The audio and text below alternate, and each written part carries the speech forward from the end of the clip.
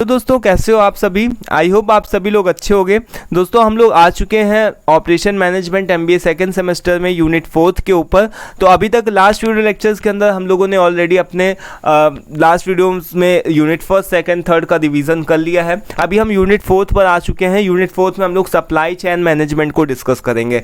Supply chain management क्या होता है और बहुत सारे इसमें थोड़े से आपको टेक्निकल टर्म मिलेंगे यूनिट 4 के ऊपर। और यूनिट 4 के अलावा यूनिट 5 में भी यूनिट 4 यूनिट 5 थोड़ी सी आपके लिए टेक्निकल पड़ेगी। तो हम लोग जितने सिंपल वे में हो सकेगा इसको हर एक चीज़ों को, हर एक कॉन्सेप्ट को क्लियर करेंगे। ठीक है, तो चलिए स्टार्ट करते हैं। जो हमारा यूनिट 4 में सबसे पहला कॉन्सेप्ट आता है वो आपका है कि सप्लाई चेन मैनेजमेंट, यानी सप्लाई चेन मैनेजमेंट का कॉन्सेप्ट क्या है, या फिर इसको हम लोग शॉर्ट में SCM बोलते हैं। सप्लाई चेन मैनेजमेंट होता क्या है। तो कुछ भी आप यहाँ पर पढ़ने से पहले, इतना थ्योरी पढ़ने से पहले आप यहाँ पर देख लो।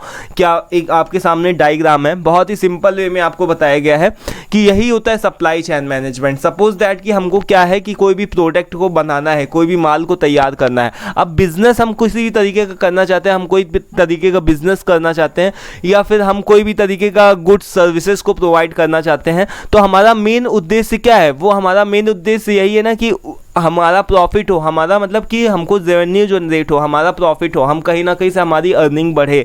तो वो हमारा क्या हो गया, मेन एम, मेन पर्पस हो गया। और दूसरा ऑब्जेक्टिव क्या होता है किसी बिजनेस को, गुड्स को, सर्विसेज को प्रोवाइड करने का, ये होता है कि हम कस्टमर की नीड को सेटिस्फाई कर सकें। तो अब इसमें क्या होता है, सप्लाई चेन मैनेजमेंट, जैसा नाम से ही पता चल रहा है, यानी कि सप्लाई करते रहते हैं, यानी चैन एक तरीके की चैन श्रृंखला बनाई जाती है, उसी का मैनेजमेंट करना। तो ये क्या, किस चीज़ की श्रृंखला है, ये किस चीज़ का बनाया गया है। तो देखो, अगर हमको कोई भी बिजनेस करना होता है, मान लो कोई भी हमको गुड्स प्रोवाइड करने हो, सर्विसेज प्रोवाइड करनी हो, ठीक है, गुड्स के अगर मान लो गुड्स की बात करते हैं, सपोज दैट अगर हमको कोई भी तरीके के गुड्स, कोई भी तरीके का माल बनाना है, ठीक है, एक छोटा सा एग्जांपल ले लो, अगर चाय वाला भी होता है तो चाय बना करके अगर बेचता है तो उसको भी चाय की पत्ती, दूध और अलग से पानी, है ना, ये सब सारी चीज़ें, चीनी वगैरह उसको अलग से चाहिए होता है। तो वो क्या हो गया, वो जो अलग से है, ये सारी चाय की पत्ती, चीनी, पानी, ये जिसको जो दूध उसको बनाने के लिए ये सारी चीज़ें चाहिए, वो उसके लिए क्या हो गया, रॉ मटेरियल हो गया। वो क्या हो गया उसके लिए, रॉ मटेरियल।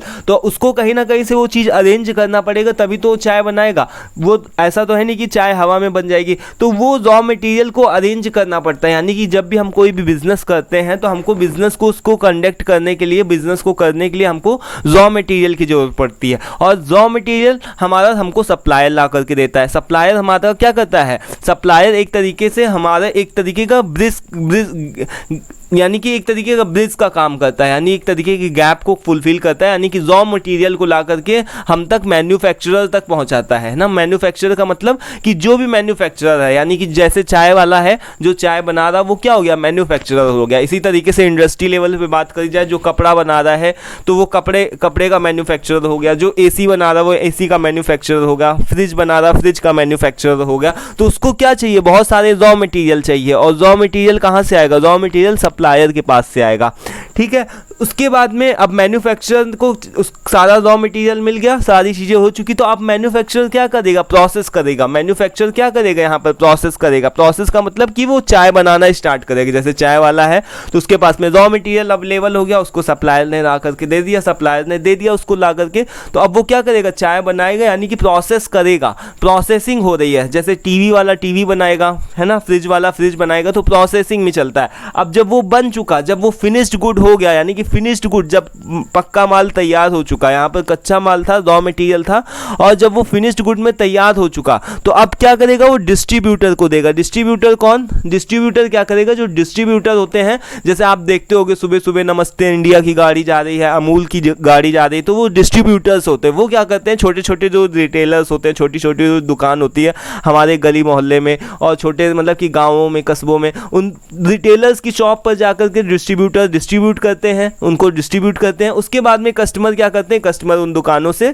सामान, जो भी प्रोडक्ट वगैरह होता है, उसको परचेज कर लेता है। तो यानी कि ये क्या हो गया, एक तरीके की सप्लाई चेन, यानी कि इसके अंदर 6 मेन कैरेक्टर्स हैं, 6 लोग हैं, और 6 इन चीज़ों के बिना आप किसी भी तरीके का मैन्युफैक्चर, यानी कोई भी तरीके का प्रोडक्शन प्रोसेस, कोई भी गुड्स, कोई भी सर्विसेज को नहीं प्रोवाइड कर सकते। तो अगर कोई भी एक लोग मिसिंग रहेगा, मान लो डिस्ट्रीब्यूटर नहीं होगा, मान लो चलो हमको यहाँ से डिस्ट्रीब्यूटर हमने हटा दिया, तो अब क्या होगा कि यानी कि मैन्युफैक्चरर क्या यानी कि रिटेलर शॉप वाला क्या डायरेक्ट मैन्युफैक्चरर के पास में जाएगा? नहीं जाएगा, है ना। तो यानी कि ये क्या हो गया दोस्तों, यानी कि एक पूरे मतलब कि हर एक का एक अपना रोल है। यहाँ पर ये 6 लोग हैं और 6 लोगों का 6 चीज़ों का अपना अपना एक अलग अलग रोल है। यही होता है सप्लाई चेन मैनेजमेंट। अब आप इसको जितने अच्छे से एक्सप्लेन कर सको, जितने अच्छे से आप बता सको, अपने एग्जाम के अंदर सप्लाई चेन मैनेजमेंट आ जाए तो जितने अच्छे से बता सको उतने अच्छे से आप बता सकते हो, ठीक है।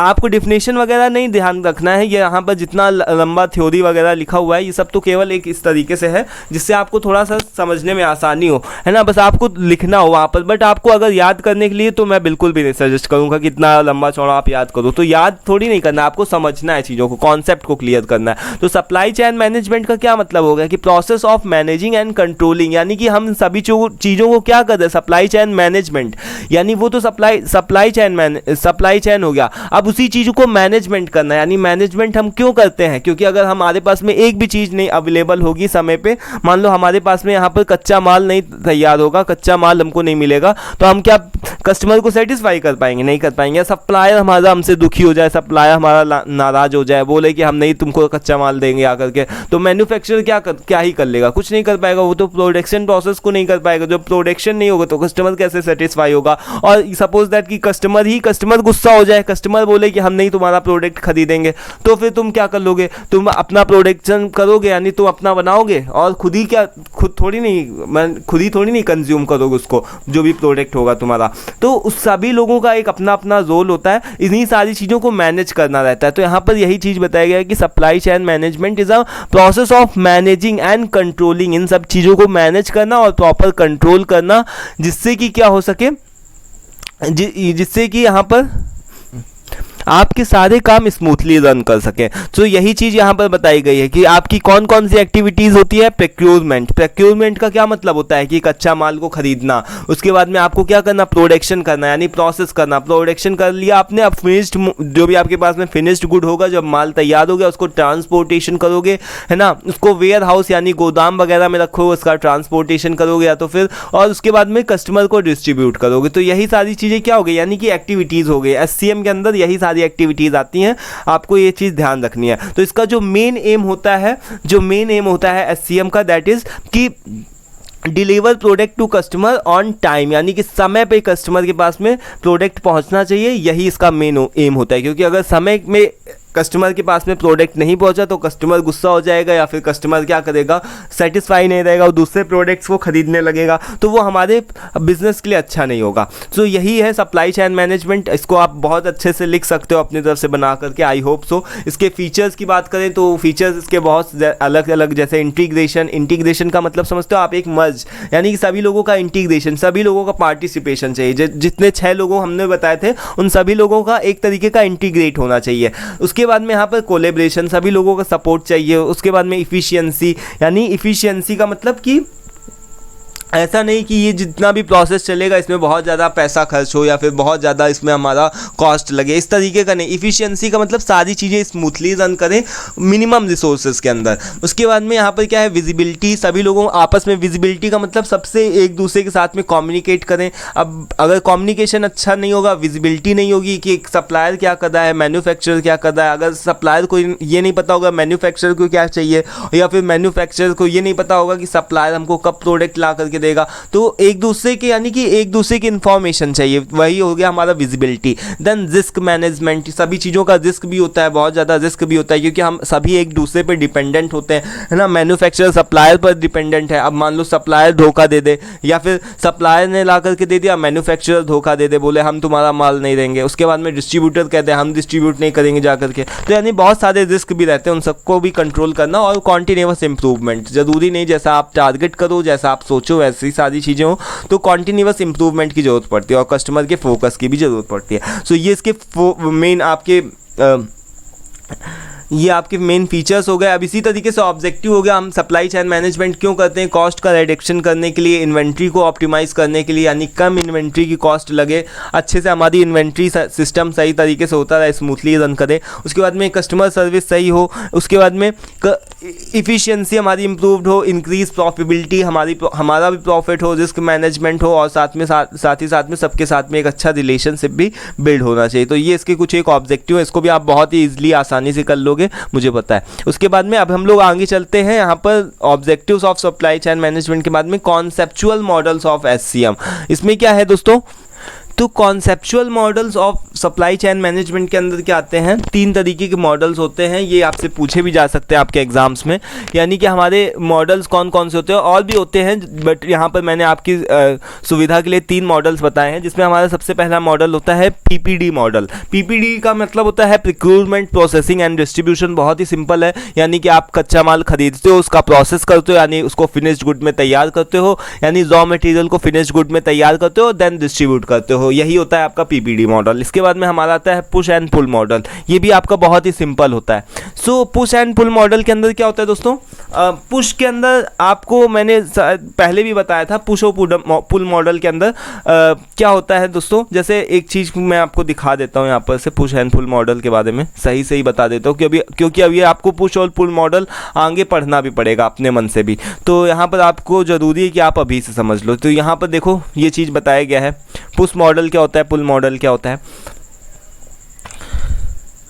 ये आपके पास में एक डायग्राम है, ये है हमारा पुश मॉडल। आपको अगर नहीं पता है, अगर पहले से पता है तो अच्छी बात है, एक बार रिवीजन हो जाएगा। अगर नहीं पता है तो आप इस डायग्राम को ध्यान रखना, और इस डायग्राम की हेल्प से आप बहुत ही इजीली आप सारी चीज़ों को बता सकते हो। देखो पुश में क्या होता है कि हमारा जो भी मैन्युफैक्चरर होता है, जो यहाँ पर मैन्युफैक्चरर होता है, उसको डिमांड की फोरकास्टिंग करनी होती है, उसको अंदाज़ा लगाना होता है कि कस्टमर कब सामान खरीदने वाला है, और उसके हिसाब से प्रोडक्शन करना होता है। जैसे सपोज दैट कि जैसे होली का सीज़न आया, दिवाली का सीज़न आया, सो इसके अंदर क्या होता है कि तो यहाँ पर जो मैन्युफैक्चरर होता है वो क्या करता है, वो कस्टमर की डिमांड को समझता है, कब उसकी डिमांड बढ़ने वाली, कब घटने वाली, उसके हिसाब से उसको डिसीजंस लेने होते हैं, और तब उसके हिसाब से वो क्या करता है, प्रोडक्शन प्रोसेस को करता है। जैसे मान लो कि गर्मियों का सीज़न आया, तो फिर वहाँ पर क्या होता है कि आइसक्रीम ज़्यादा बिकेगी। मान लो आइसक्रीम होती है, वो गर्मियों में ज़्यादा बिकती है, सर्दियों में कम बिकती है। तो मैन्युफैक्चरर उस तरीके से डिसीजन लेता है, और फिर अपने हिसाब से प्रोडक्शन करना स्टार्ट कर देता है उसके हिसाब से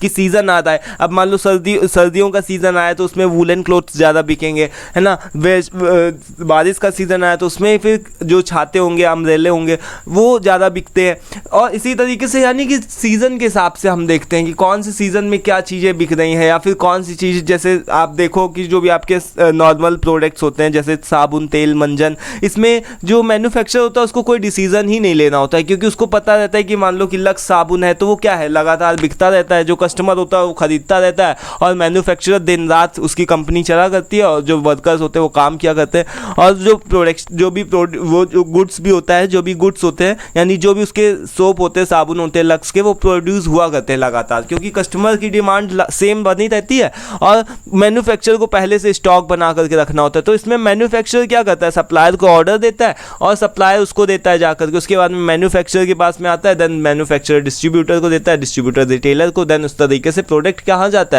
कस्टमर के पास में। तो इसमें क्या, किसमें इस चीज़ में क्या हो रहा है कि मैन्युफैक्चरर है उसको अंदाज़ा लगाना पड़ रहा है। बट अगर हम पुश बेस्ड मॉडल में बात करें तो इसमें कस्टमर जो होता है वो ऑर्डर करता है, वो जब ऑर्डर करता है तब वो मैन्युफैक्चरर को बनाना पड़ता है उस हिसाब से। तो कस्टमर क्या करता है, रिटेलर को ऑर्डर करता है। जैसे सपोज इसमें क्या आप एग्जाम्पल कोट कर सकते हो, इसमें आप एक छोटा सा एग्जाम्पल कोट कर सकते हो कि जब भी हम कभी रेस्टोरेंट में जाते हैं तो वहाँ पर जा करके ऑर्डर को पास करते हैं, हम वेटर को ऑर्डर बोलते हैं। वेटर क्या करता है, जा करके वो मान लो कि वो रिटेलर हो गया, और वो क्या करता है कि जो भी काउंटर पे आदमी होता है, काउंटर पे जो भी खड़ा होता है उसको बोलता है जाकर के, तो वो डिस्ट्रीब्यूटर हो गया जो काउंटर पे आदमी होता है। देन उसके बाद में जो भी अंदर किचन में लोग काम कर रहे होते हैं वो तुरंत क्या करने लगते हैं, बनाने लगते हैं जाकर के, तो वो क्या हो गया, मैन्युफैक्चरर्स हो गया। और मैन्युफैक्चरर क्या होगा, जैसे कि जो भी उसको आलू, टमाटर, गोभी जो भी चाहिए होगा खाना बनाने वाले को, तो वो क्या करेगा, वो अपने सप्लायर्स को पहले से ऑर्डर दे करके रखता है कि भाई हमको ये चाहिए, आलू टमाटर की सब्जी चाहिए, है ना, पनीर की चाहिए, मटर की। तो इस तरीके से मतलब पहले से वो ऑर्डर अपने करके देता है सप्लायर्स को, तो सप्लायर्स को पहले ला करके देता है। तो यानी कि इसमें क्या हो रहा है कि यहाँ पर कस्टमर ऑर्डर दे रहा है, और इसमें क्या हो रहा है कि मैन्युफैक्चरर पहले से अपने हिसाब से डिमांड को फोरकास्ट कर रहा है और तब वो कस्टमर तक पहुँचा रहा है। और इसमें क्या हो रहा है कि कस्टमर ऑर्डर कर रहा है और उसके बाद में देन मैन्युफैक्चरर बना रहा है। तो इसमें भी आपके ये भी एग्जाम्पल हो सकते हैं, या फिर आप अपने घर का फर्नीचर देख लो, आपको बेड की ज़रूरत है ना, सोफ़ा की ज़रूरत है, तो आप अपने यहाँ के हिसाब से साइज़ को देखते हो कि आपके घर का कितना साइज़ है, कितना किस तरीके से आपके यहाँ पर जो भी है फिट हो पाएगा, कितने इंच का बेड चाहिए, कितने लेंथ का बेड चाहिए, है ना। तो उस हिसाब से आप क्या करते हो कि जो भी वहाँ पर जो भी बेड को बनाता है, जो भी उस तरीके के फर्नीचर को बनाता है, उसको आप ऑर्डर देते हो, तब वो बनाना स्टार्ट करता है आपकी डिमांड के हिसाब से। तो यही क्या हो गया, ये पुल बेस्ड मॉडल हो गया। पुश में आप क्या कर रहे हो कि जो मैन्युफैक्चरर है वो धक्का दे रहा है अपने प्रोडक्ट को, और पुल में क्या हो रहा है कि कस्टमर जो है वो खुद ऑर्डर दे रहा है मैन्युफैक्चरर, क्योंकि उसको उस तरीके की जरूरत है। तो यही हो गया पुश बेस्ड मॉडल, पुल बेस्ड मॉडल। इतना आप जरूर से अच्छे से लिख करके आना, ऐसे ये जो डायग्राम है इस तरीके का आप डायग्राम जरूर से ऐसे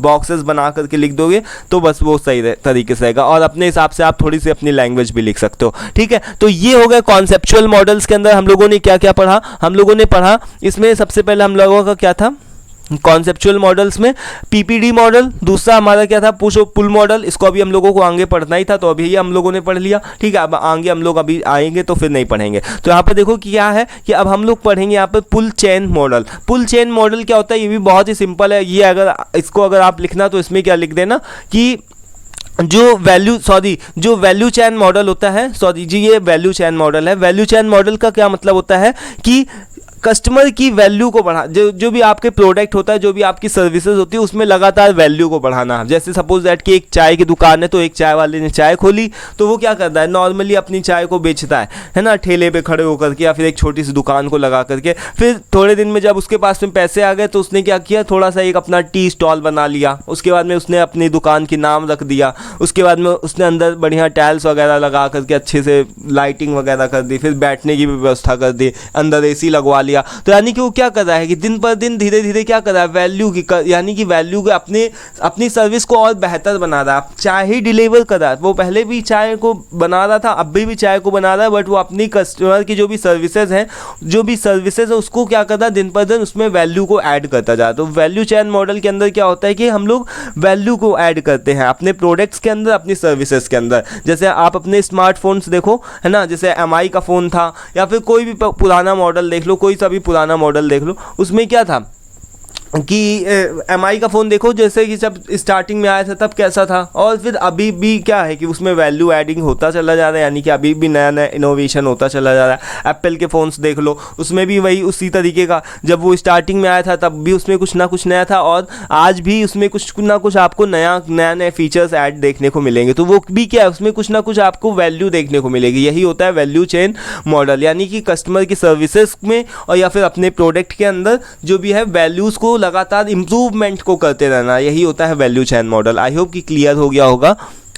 अब हम आगे देखते हैं कि हमारा क्या है, ये कॉन्सेप्चुअल मॉडल्स हैं, आपके आ सकते हैं। इसके बाद में हमारा आता है कि सप्लाई चेन के टाइप्स आते हैं। तो टाइप्स ऑफ सप्लाई चेन आता है, तो इसमें आपको क्या लिखना है, सबसे पहले आपको बताना है फंक्शनल SCM। फंक्शनल SCM में क्या होता है कि फंक्शंस के हिसाब से हम सप्लाई चेन मैनेजमेंट को क्या करते हैं, फंक्शन के हिसाब से उसमें जो भी अलग अलग डिपार्टमेंट्स होते हैं, उसमें जैसे कि प्रोडक्शन डिपार्टमेंट अलग हो गया, लॉजिस्टिक डिपार्टमेंट अलग हो गया, तो सबको अपने उसके काम के हिसाब से हम डिस्ट्रीब्यूट कर देते। तो ये हो गया functional supply chain management. Then global SCM के अंदर क्या होता है, जब भी हम इंटरनेशनल लेवल पे व्यापार करते हैं, यानी कि हम कहीं पर व्यापार कर रहे हैं, हम कहीं पर बिजनेस कर रहे हैं और हम दूसरे देश से सामान को खरीद रहे हैं, बेच रहे हैं, मंगा रहे हैं, इम्पोर्ट एक्सपोर्ट कर रहे हैं, तो वो हो गया हमारा ग्लोबल। उसके बाद में लीन SCM के अंदर क्या होता है कि हम इसमें बहुत ही डिफेक्ट्स को रिड्यूस करने की कोशिश करते हैं कि कम से कम हमारा वेस्टेज हो, हमारे कम से कम डिफेक्ट्स हो, और कस्टमर की लगातार जो भी है उसमें सर्विसेज में और प्रोडक्ट में वैल्यू ऐड होती रहे। तो ये हो गया हमारा लीन SCM। देन ग्रीन SCM में क्या होता है, ग्रीन SCM में हमारा इको फ्रेंडली, हम अपने प्रोडक्ट को, अपनी सर्विसेज को बनाने की कोशिश करते हैं। ऐसा कोई भी हम प्रोडक्ट को नहीं बनाते हैं, नहीं करते हैं, उन सभी चीज़ों को कम करते हैं जो भी इन्वायरमेंट को हार में पहुँचाते हैं, यानी कि इको फ्रेंडली हम हम करते हैं, जो भी काम करते हैं उसको हम इको फ्रेंडली करते हैं, वही होता है हमारा green SCM। Then raw SCM, raw SCM में क्या होता है कि रॉ मटेरियल को हम मैनेज करते हैं प्रॉपर, उसको खरीदते हैं, उसके बाद में उसको प्रोसेसिंग करते हैं, तो वही हो गया हमारा, उसको रॉ SCM के अंदर वही चीज़ है कि रॉ मटेरियल को प्रॉपर तरीके से मैनेज करना, इस कॉल रॉ SCM। इसमें सब पूरा आपको लिखा हुआ है, बहुत ही सिंपल लैंग्वेज है, यहाँ पर आपको सारी चीज़ें क्लियरली मिल जाएंगी, ठीक है। एक्सप्लेनेशन आप देख पा रहे हो कि किस तरीके से हर एक चीज़ का बताया गया। Terms of raw supply chain management typically refers to a supply chain that primary, इस तरीके से आप अपने हिसाब से पढ़ सकते हो, सारी चीज़ें क्लियर है। बट मेरा यहाँ पर काम क्या है, आपको कॉन्सेप्ट के बारे में बताना है। यहाँ पर मैं पढ़ करके नहीं आपको बताऊंगा, यहाँ पर मैं आपको कॉन्सेप्ट के बारे में बताऊंगा, एक वर्ड के अंदर मैं आप लोगों को सारी चीज़ों को बताऊंगा, ठीक है। तो यहाँ पर मेरा काम ये नहीं कि हर एक चीज़ को मैं पढ़ रहा हूँ, यहाँ पर बता रहा हूँ, इसको ये काम आपका है। इसका काम ये हो सकता है कि आप इसके लिए स्क्रीनशॉट लो, या फिर आप PPT PDF इस तरीके से कुछ भी आप व्हाट्सएप पे आकर के मांग सकते हो, ठीक है। बट यहाँ पर आपके सारे कॉन्सेप्ट क्लियर होने चाहिए, क्योंकि अगर जो भी कॉन्सेप्ट क्लियर होगा तो वही आप वहाँ पर लिखोगे, अगर जो याद करके जाओगे तो वो मे भी आप भूल जाओ। फिर उसके बाद में यहाँ पर क्या आता है, फैक्टर्स बात करें तो factors influencing SCM, supply chain management को कौन कौन से फैक्टर्स अफेक्ट करते हैं, इन्फ्लुएंस करते हैं। तो इसमें हमारा कस्टमर की डिमांड, जब कस्टमर की डिमांड ज़्यादा होगी तभी हम ज़्यादा प्रोडक्शन करेंगे। उसके बाद में सप्लायर के साथ में रिलेशनशिप, अपने डिस्ट्रीब्यूटर के साथ में रिलेशनशिप हो गया। टेक्नोलॉजी जैसा ट्रेंड चल रहा होगा उस हिसाब से हम देखते हैं। कॉस्ट को देखते हैं अपनी। उसके बाद में कंप्लाइंसेस, जैसा भी गवर्नमेंट की तरफ से रूल रेगुलेशन वगैरह निकाला गया होगा उस तरीके से हम करते हैं। सप्लाई चेन कोलैबोरेशन, यानी कि हम अपना ये सेकंड और सिक्स्थ वाला लगभग सेम है, यानी कि रिलेशनशिप के ही साथ में ही, यानी कि हमारी रिलेशनशिप अच्छी होनी चाहिए। जब भी हम सप्लाई चेन मैनेजमेंट करते हैं तो उसमें हमारी डिस्ट्रीब्यूटर के साथ में, रिटेलर के साथ में और अपने सप्लायर के साथ में एक अच्छी रिलेशनशिप, एक अच्छा कोलैबोरेशन होना चाहिए। ये नहीं कि आपस में सभी लोग लड़ रहे हैं, तो जब सभी लोग लड़ेंगे तो फिर आपस में उनका ट्रस्ट कैसे बिल्ड होगा, और जब ट्रस्ट नहीं बिल्ड होगा तो सभी साथ में कैसे काम कर पाएंगे, फिर सप्लाई चेन मैनेजमेंट का कोई मतलब नहीं बनता। तो ये कुछ एक फैक्टर्स हैं जो कि सप्लाई चेन मैनेजमेंट को अफेक्ट करते हैं या फिर इन्फ्लुएंस करते हैं। देन हमारे पास में सप्लाई चेन मैनेजमेंट में वो बहुत सारे डिसएडवांटेजेस भी हैं, जिसको आप लिमिटेशन के नाम से भी बोल सकते हो। इसमें बहुत ज़्यादा कॉम्प्लेक्सिटी रहती है। कॉम्प्लेक्सिटी का मतलब क्या होता है कि अलग अलग, देखो सभी छः लोगों का होना मतलब मस्ट है। अब इनमें से एक भी अगर कोई बोल दे कि हम भाई तुम्हारे साथ में नहीं हेल्प करेंगे, तो फिर आप प्रोडक्शन प्रोसेस कर नहीं पाओगे। आप प्रोडक्शन करोगे, आपका माल जो होगा वो आप तक ही रहेगा, उसको आपको ही कंज्यूम करना पड़ेगा, वो आप थोड़ी नहीं कंज्यूम करोगे, वो तो कस्टमर तक जाना चाहिए। जब तक कस्टमर नहीं सेटिस्फाई रहेगा तब तक आप क्या करोगे। तो यानी कि कॉम्प्लेक्सिटी बहुत है, आपको बहुत सारे अलग अलग लोगों के साथ में रिलेशनशिप बिल्डअप करो। देन इन्फॉर्मेशन को शेयर करना पड़ता है। मान लो कि इन केस हमारे पास में इंटरनेट ना हो, है ना, फ़ोन वगैरह ना हो, तो हम क्या करेंगे, हमारे पास में इन्फॉर्मेशन शेयरिंग का सारे माध्यम होने चाहिए। देन बहुत ज़्यादा रिस्क रहता है, अनसर्टेनिटी रहती है। मान लो कि हमने सप्लायर से बोला कि हमको ये दे देना करके, हमको रॉ मटेरियल चाहिए आज शाम तक। अब सप्लायर ने क्या किया, सप्लायर आपको ला करके नहीं दे रहा, उसने आपको धोखा दे दिया। मान लो कि वो शाम तक ले करके नहीं आ रहा, वो बोल रहा हाँ बस हम 2 दिन में ले करके आ जाएंगे। तो उसमें क्या है, बहुत ज़्यादा रिस्क है, अनसर्टेनिटी है। यानी कि सप्लायर की वजह से आपको डांट सुनने को मिलेगी, कस्टमर आपका अनसेटिस्फाई होगा आपसे। तो यानी कि बहुत ज़्यादा रिस्क और अनसर्टेनिटी होती है, बहुत कॉस्ट लगती है मैनेजमेंट करना। इस मतलब कि कॉस्ट लगती है, सप्लाई चेन मैनेजमेंट के अंदर क्या होता है, बहुत कॉस्ट लगती है। उसके बाद में ग्लोबलाइजेशन का क्या मतलब होता है दोस्तों, कि सभी जो भी सारे अलग अलग देश होते हैं, यानी कि अलग अलग कंट्रीज़ होती हैं, उनको आपस में इंटीग्रेट करना, उनको आप उनके साथ में काम करना, है ना। अलग अलग उनके, जबकि अलग अलग उनके डिफरेंसेस होते हैं, उनकी लैंग्वेज अलग होती है, उनके जियोग्राफिकल फैक्टर्स अलग होते हैं, उनकी सोच, उनकी विचार, सारी चीज़ें अलग होती हैं। उनके साथ में इंटीग्रेट होकर के काम करना, जब इंटरनेशनल हम लोग सप्लाई चेन मैनेजमेंट करते हैं तो उसमें हमारे बहुत ज़्यादा इस तरीके के हमको लिमिटेशन देखने को मिलती है ग्लोबलाइजेशन के अंदर। देन इसके बाद में हमारे लिमिटेड कंट्रोल, बहुत कम कंट्रोल होता है, कॉन्टीन्यूअस इंप्रूवमेंट वगैरह करना पड़ता है। यहाँ से कॉन्टीन्यूअस इंप्रूवमेंट हटा दो दोस्तों, कॉन्टीन्यूअस इंप्रूवमेंट हर एक में है, तो इसको हटाओ यहाँ पर से, ये चीज़ यहाँ के लिए नहीं सही है।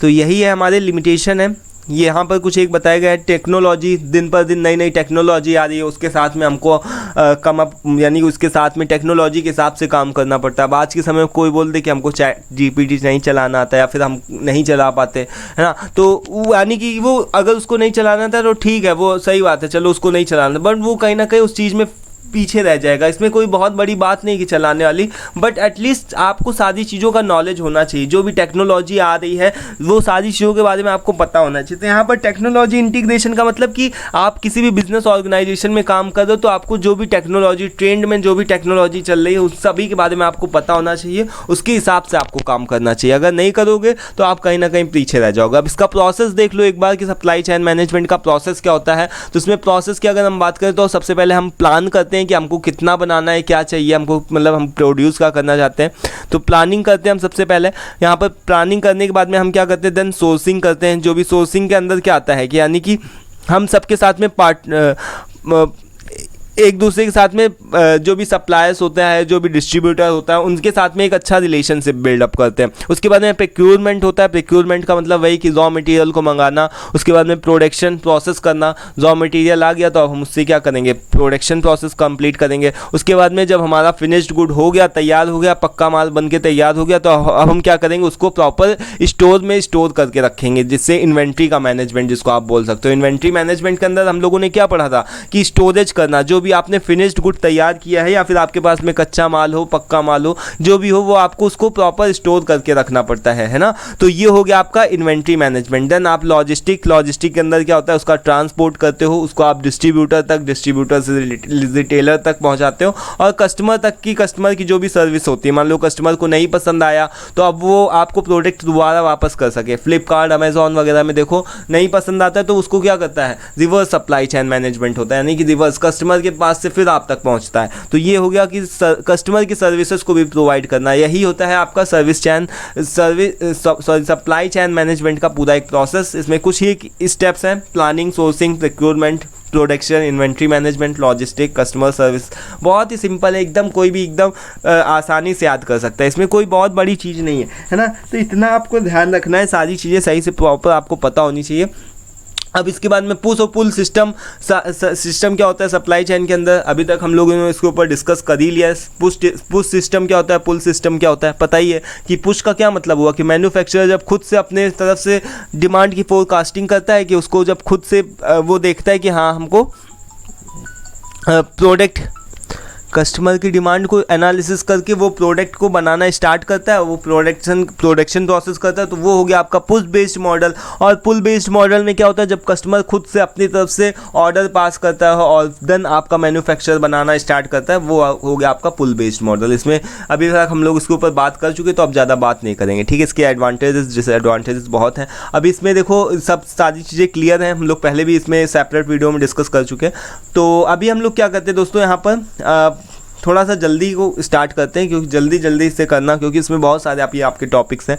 अभी हम लोग को यहाँ पर क्या है कि परफॉर्मेंस मेजरमेंट का क्या मतलब होता है सप्लाई चेन मैनेजमेंट के अंदर, हम लोगों को परफॉर्मेंस को मेजरमेंट करना होता है। परफॉर्मेंस मेजरमेंट का क्या मतलब हुआ कि हमको अलग अलग जितने भी सभी लोगों की परफॉर्मेंस को मेजरमेंट करना होता है कि कस्टमर सर्विस सही तरीके से चल रही कि नहीं चल रही, कस्टमर को सर्विस सही तरीके से प्रॉपर हो रही कि नहीं हो रही है। इस चीज़ को हमको प्रॉपर जैसा नाम से ही पता चल रहा है कि परफॉर्मेंस का मेजरमेंट करना, कि जो भी सारे हमने टास्क असाइन किए हैं लोगों को कि तुम ये करोगे, उन सभी लोगों का परफॉर्मेंस चेक करना, है ना। जैसे हमारा भी परफॉर्मेंस चेक किया जाता है अपने स्कूल कॉलेजेस में, देखो तो हमारे भी CT PUTs है ना, और एग्ज़ाम्स वगैरह होते रहते हैं टाइम पर, हर 6 महीने में, 3 महीने में वगैरह में क्या होता है कि एग्ज़ाम्स वगैरह होते हैं। तो वो क्या किस वजह से होते हैं कि परफॉर्मेंस मेजरमेंट किया जाता है उसमें भी। तो परफॉर्मेंस मेजरमेंट भी सप्लाई चेन मैनेजमेंट में बहुत ही इंपॉर्टेंट रोल प्ले करता है, क्योंकि उससे हमारी इफेक्टिवनेस और इफिशियंसी बढ़ती है। अगर हम परफॉर्मेंस को नहीं मेजर करेंगे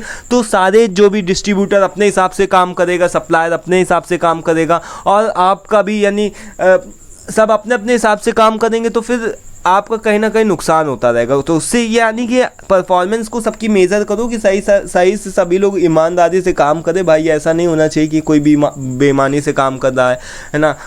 जो भी आपके वर्कर्स हैं वो बेईमानी से काम कर रहे हैं। 8 घंटे की शिफ्ट है तो 8 घंटे के अंदर केवल वो 6 घंटे काम कर रहे हैं, 2 घंटे केवल फालतू में वेस्ट कर देते हैं। तो इस तरीके से सबकी परफॉर्मेंस को मेजरमेंट करो, उनका टेस्ट लो समय समय पर। तो यही चीज़ बताई गई कि various aspect of the supply chain, यानी कि it helps evaluating the performance of the suppliers. इससे हम सप्लायर के परफॉर्मेंस को चेक कर सकते हैं कि सप्लायर हमारा सही से काम कर रहा है कि नहीं कर रहा है। जो हमारे लॉजिस्टिक के प्रोवाइडर्स है, जो हमारा लॉजिस्टिक डिपार्टमेंट है, उसको चेक कर सकते हैं कि वो सही से काम कर रहा है कि नहीं सही कर रहा है। जो हमारे स्टोर मैनेजर होता है, जो इन्वेंट्री मैनेजमेंट करता है, उसको भी हम सही से देख सकते हैं कि वो भी सही से काम कर रहा है कि नहीं कर रहा। कस्टमर की ओवरऑल सप्लाई यानी कस्टमर सर्विस सही से प्रोवाइड करी जा रही कि नहीं करी जा रही। तो इन सभी चीज़ों को देखना, सबकी परफॉर्मेंस को चेक करना, सबका टेस्ट लेना एक तरीके से कि ये लोग सही से काम कर रहे हैं कि नहीं कर रहे हैं। अगर नहीं कर रहे हैं तो या तो इनको आप चेंज करो, इनको या तो ट्रेनिंग वगैरह दो भाई कि चलो ठीक है तुमको हम सिखाएंगे, ऐसे नहीं काम किया जाता है।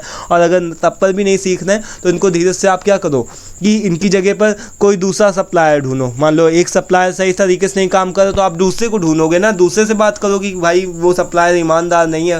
मान लो आपने किसी भी वर्कर को हायर करा तो वो सही से काम नहीं करा, तो आप दूसरे वर्कर को ढूंढोगे ना कि भाई वो सही तरीके से काम नहीं करता, वो ईमानदार नहीं है, तुम आना चाहो तो तुम आ सकते हो। तो इस तरीके से यही होता है कि सप्लायर का अपने लॉजिस्टिक के प्रोवाइडर्स का, अपने स्टोर मैनेजर, इन्वेंट्री जो मैनेजमेंट करता है, उन सबकी एक परफॉर्मेंस को चेक करना जिससे कस्टमर को कोई दिक्कत नहीं होनी चाहिए। बस ये मेन पर्पज़ है। तो ये हो गया परफॉर्मेंस मेजरमेंट इन सप्लाई चेन मैनेजमेंट। इसके बहुत सारे ऑब्जेक्टिव होते हैं। क्यों होते हैं, क्या क्या ऑब्जेक्टिव होते हैं, क्यों हम परफॉर्मेंस का मेजरमेंट करते हैं। इसमें क्या होता है कि सप्लाई चेन मैनेजमेंट का हम इस वजह से करते हैं जिससे हम बॉटल नेक्स को पहचान सकें। बॉटल नेक का मतलब होता है दोस्तों, बॉटल नेक यहाँ पर क्या मतलब होता है कि ऐसा प्रोसेस जो सबसे ज़्यादा टाइम लेता है, ऐसा प्रोसेस जो सबसे ज़्यादा टाइम लेता है। ऐसा मतलब कि मान लो कि कोई हमको एक छोटा सा एग्जांपल लो, जैसे मान लो कि हमको रोटी बनानी है ना। रोटी बनाने के लिए हमको क्या चाहिए, हम क्या करेंगे, आटा लेंगे, आटा को सानेंगे, फिर उसके हम छोटे छोटे बॉल्स बनाएंगे, उसके बाद में उसको बेलेंगे। तो सबसे ज़्यादा बॉटलनेक उसका प्रोसेस क्या होगा कि आटा को, जो आटा होता है आटे को लेकर के गीला करना और उसको खूब देर तक की जो हम उसको मिक्स करते हैं ना, सानते रहते हैं उसको आटे को पानी के साथ में, तो वो क्या होगा, उसका बॉटलनेक प्रोसेस हो गया। वो सबसे ज़्यादा टाइम कंज्यूम करता है। अगर रोटी बनाने के प्रोसेस में वो देखा जाए तो वो क्या हो गया कि वो बॉटलनेक प्रोसेस हो गया। इसी तरीके से इंडस्ट्री लेवल पे अगर जब भी आपको कोई भी प्रोडक्शन प्रोसेस करना होता है, कोई भी माल तैयार करना होता है, कोई भी गुड्स तैयार करना होता है, स्मार्टफोन बनाना हो, लैपटॉप बनाना हो, तो उसमें जो भी सबसे ज़्यादा प्रोसेस समय लेता है उसी को हम क्या बोलते हैं, बॉटलनेक प्रोसेस। तो हम उस चीज़ को आइडेंटिफाई करते हैं और उसकी इनएफिशिएंसीज़ को, यानी कि उसमें जो समय, जितना ज़्यादा समय लगता है उसको हम लोग रिड्यूस करने की कोशिश करते हैं। तो इसके बाद में देखो आगे क्या है कि और क्या परफॉर्मेंस मेजरमेंट का क्या और ऑब्जेक्टिव, क्या और रीज़न हो सकता है कि जिससे कि हम डिसीजन को आसानी से मेक कर सकते हैं। परफॉर्मेंस मेजरमेंट का मतलब ये हो सकता है कि इसका सीधा सा रीज़न है कि हम डिसीजन को ले सकते हैं। भाई हमारा सप्लायर सही तरीके से काम नहीं कर रहा तो हम दूसरे सप्लायर को ढूंढेंगे। उसके बाद में परफॉर्मेंस का टारगेट को मेज़र करना, मॉनिटर करना, सबकी परफॉर्मेंस इंप्रूव करना, कस्टमर का सेटिस्फेक्शन को इम्प्रूव करना, यही सारे इसके कुछ एक ऑब्जेक्टिव्स होते हैं। समय पे डिलीवरी हो, ऑन टाइम डिलीवरी हो। इसमें से 11 लिखे हुए, इसमें से अगर आप 5 भी लिख लोगे, 4 भी लिख लोगे, उसका भी एक्सप्लेन कर दोगे अपने वर्ड्स में, तो भी इतना भी सफिशिएंट है। ठीक है, तो ये हो गया आपका ऑब्जेक्टिव्स। अब इसमें देखो परफॉर्मेंस, यहाँ पर परफॉर्मेंस के मेजरमेंट की कुछ एक टेक्निक्स बताई गई हैं, जिसमें सबसे पहला आपका आता है केपीआई। ये क्या होता है दोस्तों, परफॉर्मेंस की मेजरमेंट की टेक्निक के अंदर सबसे पहला ये क्या है कि केपीआई क्या होता है। केपीआई का मतलब होता है, इसका फुल फॉर्म होता है कि की परफॉर्मेंस इंडिकेटर्स। की परफॉर्मेंस इंडिकेटर केपीआई क्या करता है कि हमारे जो भी वर्कर्स हैं, जो भी हमारे सप्लायर्स हैं, जो भी हमारे डिस्ट्रीब्यूटर्स हैं, उनकी स्ट्रेंथ्स को देखना, उनकी वीकनेसेस को देखना, उनका यानी कि एक तरीके का शॉर्ट एनालिसिस करना, जिससे हम क्या कर सकते हैं कि कॉन्टीन्यूअस इम्प्रूवमेंट कर सकते हैं। जैसे मान लो हमारा वर्कर है तो अब वो सही से काम नहीं कर रहा है, वो सही से काम कर पा रहा है, मान लो इंटेंशनली और नॉन इंटेंशनली। मान लो कि हमने कोई भी वर्कर को हायर किया, हमने कोई भी एक अपने एम्प्लॉय को हायर किया कि भाई चलो तुम मेरे कंपनी में चलो, ये काम करना है तुमको। अब वो या तो जानबूझ करके उस काम को सही से नहीं करेगा, या फिर उसको नहीं पता होगा, वो बेचारा सच में नहीं कर पा रहा होगा, तो वो या तो कर नहीं पाएगा। तो हम क्या करेंगे, केपीआई के अंदर हम उसको चेक करेंगे, उसकी परफॉर्मेंस को चेक करेंगे, टेस्ट उसका लेंगे और देखेंगे कि वो सच में अगर काम नहीं कर पा रहा है तो हम उसको ट्रेनिंग वगैरह प्रोवाइड करेंगे। और अगर जानबूझ करके नहीं कर रहा है, करना चाहता है वो, तो हम उसको क्या करेंगे, उसको हम एक बार डांटेंगे, फटकारेंगे, उसको बोलेंगे कि इस तरीके से नहीं भाई, उसको हम थोड़ा सा कि डांट करके या फिर कुछ उसको अलग सा एक डरा करके हम तुम्हारी सैलरी काट लेंगे, इस तरीके से हम उसको बोल सकते हैं। तो इस तरीके से हम उसको कॉन्टीन्यूस उसमें इम्प्रूवमेंट करने की कोशिश करेंगे। और फिर भी अगर वो नहीं मानता है तो फिर हम उसको क्या करेंगे, फायर करेंगे। तो ये हो गया कि केपीआई यानी कि इम्प्रूवमेंट करना, उसकी परफॉर्मेंस को इम्प्रूवमेंट करना। अगर वो सच में काम नहीं कर पा रहा तो हम उसको ट्रेनिंग देंगे तो उसमें कुछ ना कुछ इम्प्रूवमेंट आएगा। तो यानी कि जो भी इम्प्रूवमेंट आया वो क्या हो गया कि की परफॉर्मेंस इंडिकेटर, इसको हम लोग केपीआई बोल सकते हैं। और इसका मतलब क्या होता है कि ये तो केवल एक तरीके का आपके एम्प्लॉय की बात होगी, बट जब हम सारे प्रोसेस को, अपने ओवरऑल जितने भी प्रोसेस होते हैं, जितने भी ऑर्गेनाइजेशन के अंदर जितने भी प्रोसेस होते हैं, उन सभी चीज़ों की हम बात करते हैं, इफेक्टिवनेस वगैरह की देखते हैं कि कहाँ पर हमको किस चीज़ में क्या करना है क्या नहीं करना है, तो उसी को हम क्या बोलते हैं, केपीआई, यानी कि वही इम्प्रूवमेंट, जो कॉन्टीन्यूस इम्प्रूवमेंट जिससे किया जा सके, परफॉर्मेंस को मेज़र करना और परफॉर्मेंस को मेज़र करके इम्प्रूवमेंट करना, वही होता है हमारा जैसे केपीआई के अंदर की परफॉर्मेंस इंडिकेटर्स। देन आपका कस्टमर सेटिस्फैक्शन का सर्वे आता है, इसमें आप कस्टमर का फीडबैक लेते हो। परफॉर्मेंस मेजरमेंट के अंदर क्या होता है कि कस्टमर का आप फीडबैक ले सकते हो, कि आप उन कस्टमर से पूछ सकते हो कि आपको सही लगा, हमारी सर्विस सही है कि नहीं सही है। होटल रेस्टोरेंट्स वगैरह में जाओ तो वहाँ पर आपको देखो सबसे लास्ट में जब कस्टमर खाना खा लेता है उसके बाद में उससे फीडबैक फॉर्म वगैरह भरवाया जाता है। तो वो क्यों भरवाया जाता है, जिससे कि अगर कोई जगह इंप्रूवमेंट करने की ज़रूरत लगे तो वो किया जा सके। तो कस्टमर का सेटिस्फेक्शन का सर्वे का मतलब फीडबैक लेना कि आपको सर्विस प्रोडक्ट वगैरह सही लगा कि नहीं, अगर नहीं लगा तो कहाँ पर इंप्रूवमेंट की ज़रूरत है, ये सब उससे पूछना। देन उसके बाद में सप्लायर का परफॉर्मेंस देखना कि वो सही से काम कर रहा कि नहीं। देन साइकिल टाइम का एनालिसिस करना। साइकिल टाइम का मतलब आप समझते हो ना कि कोई भी एक पार्ट को बनाने में जितना समय लगता है, तो साइकिल टाइम को हमने एक डिसाइड कर देते कि इतनी देर में 5 मिनट के अंदर एक पार्ट बनता है या 10 मिनट के अंदर एक पार्ट बनता है, या किसी काम को करने में 1 घंटे लगते हैं। तो अब मान लो कि जो भी हमारा वर्कर है, जो भी हमारा सप्लायर है, वो मान लो कि किसी काम को करने में 1 घंटे लगते हैं, और जो हमारा सप्लायर, जो हमारा वर्कर है, वो मान लो कि वो 2 घंटे लगा रहा, 4 घंटे लगा रहा, 1 घंटे के काम को 2-4 घंटे में कंप्लीट कर रहा। तो साइकिल टाइम को हम लोग एनालिसिस करते हैं, इस वजह से ही चेक करते हैं कि 1 घंटे के अंदर इतना काम हो जाना चाहिए था, बट तुमने 4 घंटे क्यों लगा दिए। तो इसमें यही चीज़ होती है कि साइकिल टाइम को एनालिसिस करते हैं हम लोग कि एक्चुअल में कितना समय लगना था और कितना समय लगा जा रहा है। उसके बाद में देन यहाँ पर देखो बेंचमार्किंग। बेंचमार्किंग क्या होती है कि कंपनियों को अलग अलग तरीके से कंपेयर किया जाता है कि कौन सी कंपनी अच्छा परफॉर्म कर रही, कौन सी नहीं कर रही है। तो इससे भी क्या होता है कि जैसे मान लो कि 2 बच्चे हों, देखो हम भी बोलते हैं ना, जैसे घर वगैरह में जहाँ पर 2-4 बच्चे होते हैं, तो वो देखो वो खाना खा रहा है, वो देखो कितने अच्छे से काम कर रहा है, तुम क्यों नहीं कर रहे। तो उससे क्या होता है, यानी कि एक तरीके का बेंचमार्क लगाते हैं कंपनी में कि ये कंपनी ज़्यादा अच्छी परफॉर्म करी इस साल, ये कंपनी नहीं अच्छा परफॉर्म करी। तो इससे क्या होता है कि जो नहीं अच्छा परफॉर्म करती है उसको कुछ ना कुछ अंदर से निगेटिव इंप्रेशन, निगेटिव मोटिवेशन जाता है कि भाई हम अच्छा सा काम नहीं कर रहे हैं, इस वजह से हमारी रैंक डाउन हो रही, तो हमको ज़्यादा अच्छा काम करना चाहिए। और जो अच्छा काम कर रही तो उसको भी मोटिवेशन मिलता है कि अच्छा हमने इस बार अच्छा काम किया तो हमको और अच्छा करना है, परफॉर्म करना है। तो बेंच मार्किंग एक तरीके से कंपनियों को उसकी कंपनीज़ को कंपेयर करना, कंपनियों जो अलग अलग कंपनियां होती हैं उनको कंपेयर करना, उनको मेज़र करना और उनको परफॉर्मेंस के हिसाब से एक तरीके की रैंकिंग को सेट करना, यही होता है आपका बेंचमार्किंग। ठीक है, इन वेरी सिंपल टर्म्स। बाकी यहाँ पर लिखा हुआ है, गूगल वगैरह की आप हेल्प ले सकते हो सभी चीज़ों को देखने के लिए। उसके बाद में यहाँ पर आता है हमारा रिवर्स सप्लाई चेन। अब ये हमारा नेक्स्ट टॉपिक है, reverse supply chain. Reverse supply chain भी आपसे पूछा जाता है। तो अभी हम लोगों ने क्या देखा था, सप्लाई चेन। सप्लाई चेन में क्या हुआ था, देखो यहाँ पर देखो, अभी हम लोगों ने सप्लाई चेन के अंदर क्या देखा था कि इस तरीके से प्रोसेस चल रहा था, यानी कि इस पिक्चर के अंदर क्या था,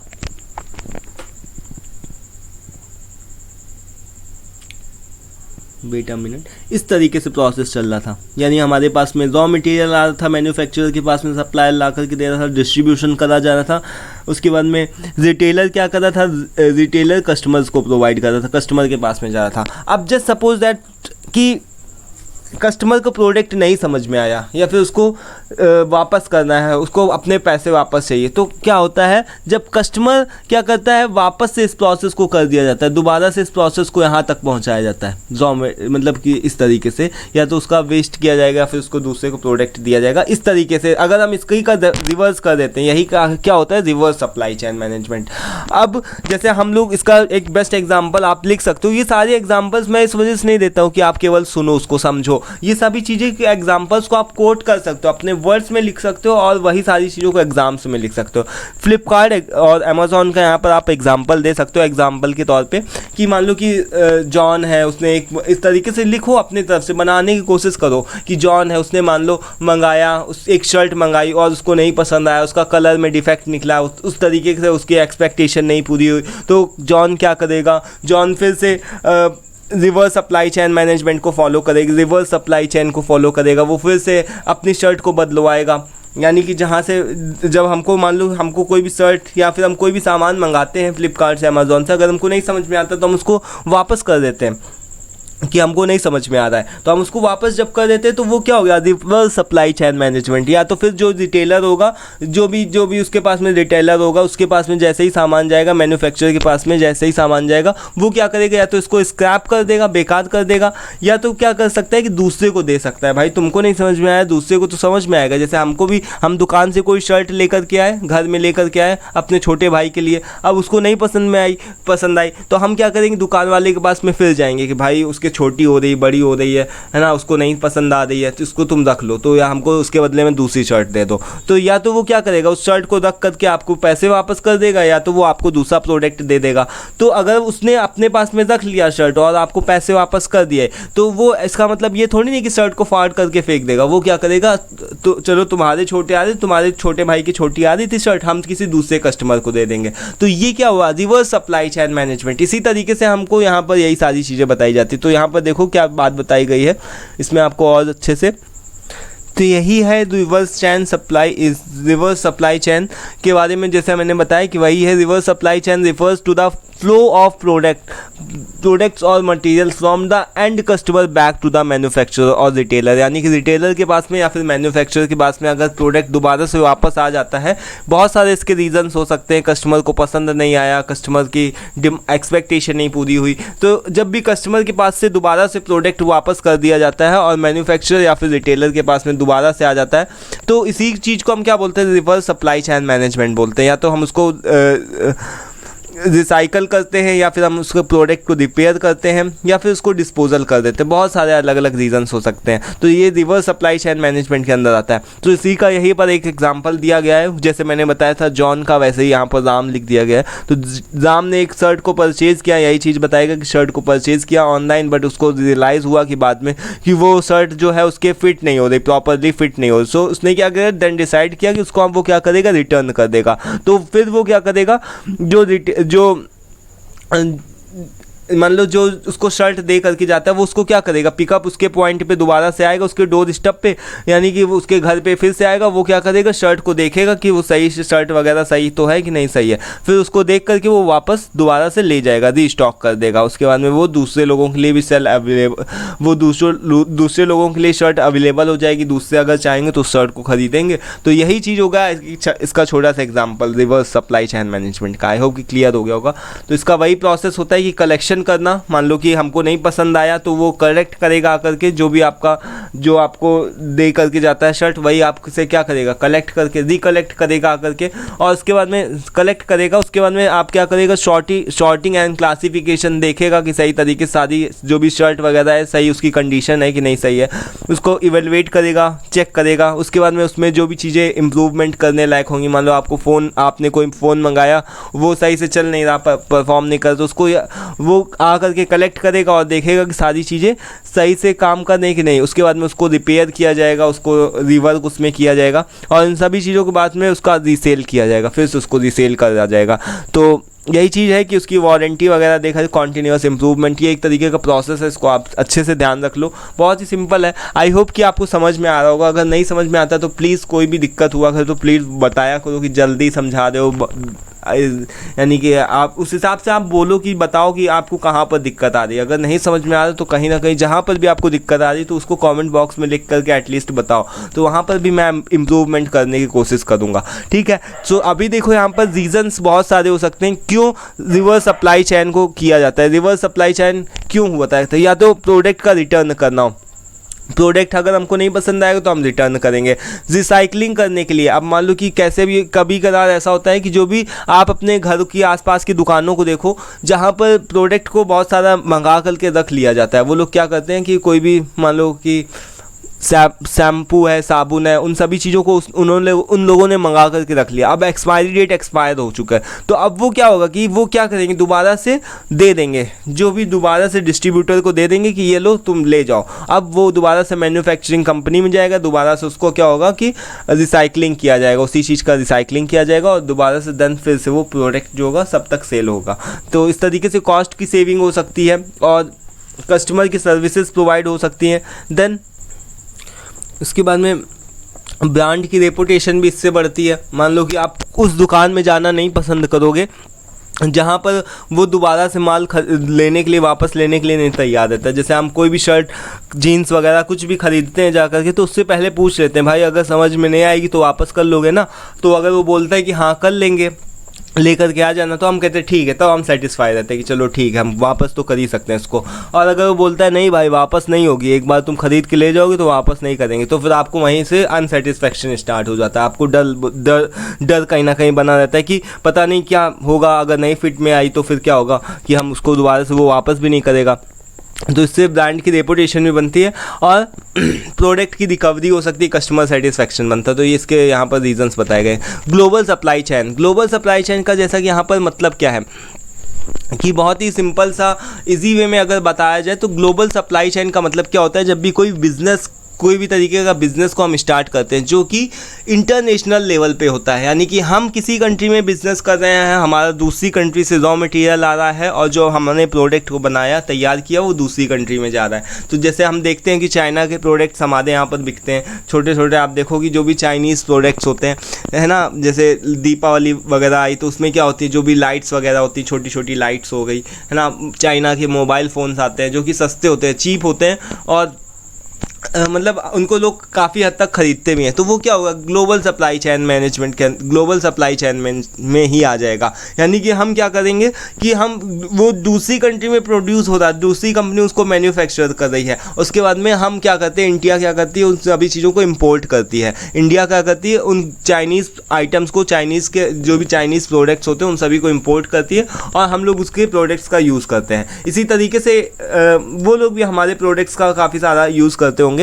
तो इस तरीके से क्या है कि ग्लोबल सप्लाई चेन के अंदर क्या होता है कि इंटरनेशनल, यानी कि पूरी कंट्री को एक तरीके से माना जाता है, पूरे वर्ल्ड को एक तरीके से माना जाता है और हर एक कंट्री, यानी कि अलग अलग कंट्रियों में किसी कंट्री के अंदर दूसरा प्रोसेस हो रहा है, किसी कंट्री के अंदर दूसरा प्रोसेस हो रहा है, कोई खरीद रहा है दूसरी कंट्री में, कोई खरीद रहा है, दूसरा क्या कर रहा है उसको बेच रहा है। यही हो गया आपका ग्लोबल सप्लाई चेन। यानी कि हम क्या करेंगे, इसमें यहाँ पर बताया क्या गया है कि global supply chain refers to the network of suppliers और manufacturer, distributors, retailers located in a different countries. यानी जब डिफरेंट कंट्रीज़ के बीच में बिजनेस होता है, बिजनेस को किया जाता है, उसी को हम क्या बोलते हैं, global supply chain management, global supply chain बोलते हैं। So it involves the coordination, इसमें हमको कोऑर्डिनेशन की ज़रूरत पड़ती है, इंटीग्रेशन की ज़रूरत पड़ती है, सभी लोगों के साथ में कोऑर्डिनेट होना ज़रूरी है। अगर मान लो कोई कंट्री कह दे कि हम तुम्हारी हेल्प नहीं करेंगे तो फिर हम नहीं कर सकते। यानी सभी लोग कोऑर्डिनेट करना, सभी कंट्रीज़ अगर करना चाहती है बिजनेस तो सबकी हेल्प चाहिए। तो इस तरीके से सबका कोऑर्डिनेशन ज़रूरी है, इंटीग्रेशन ज़रूरी है और बहुत सारी चीज़ें करी जाती है, जैसे कि प्रोक्योरमेंट, कच्चा माल को ख़रीदो, उसको प्रोडक्शन करो, ट्रांसपोर्ट करो, डिस्ट्रीब्यूट करो।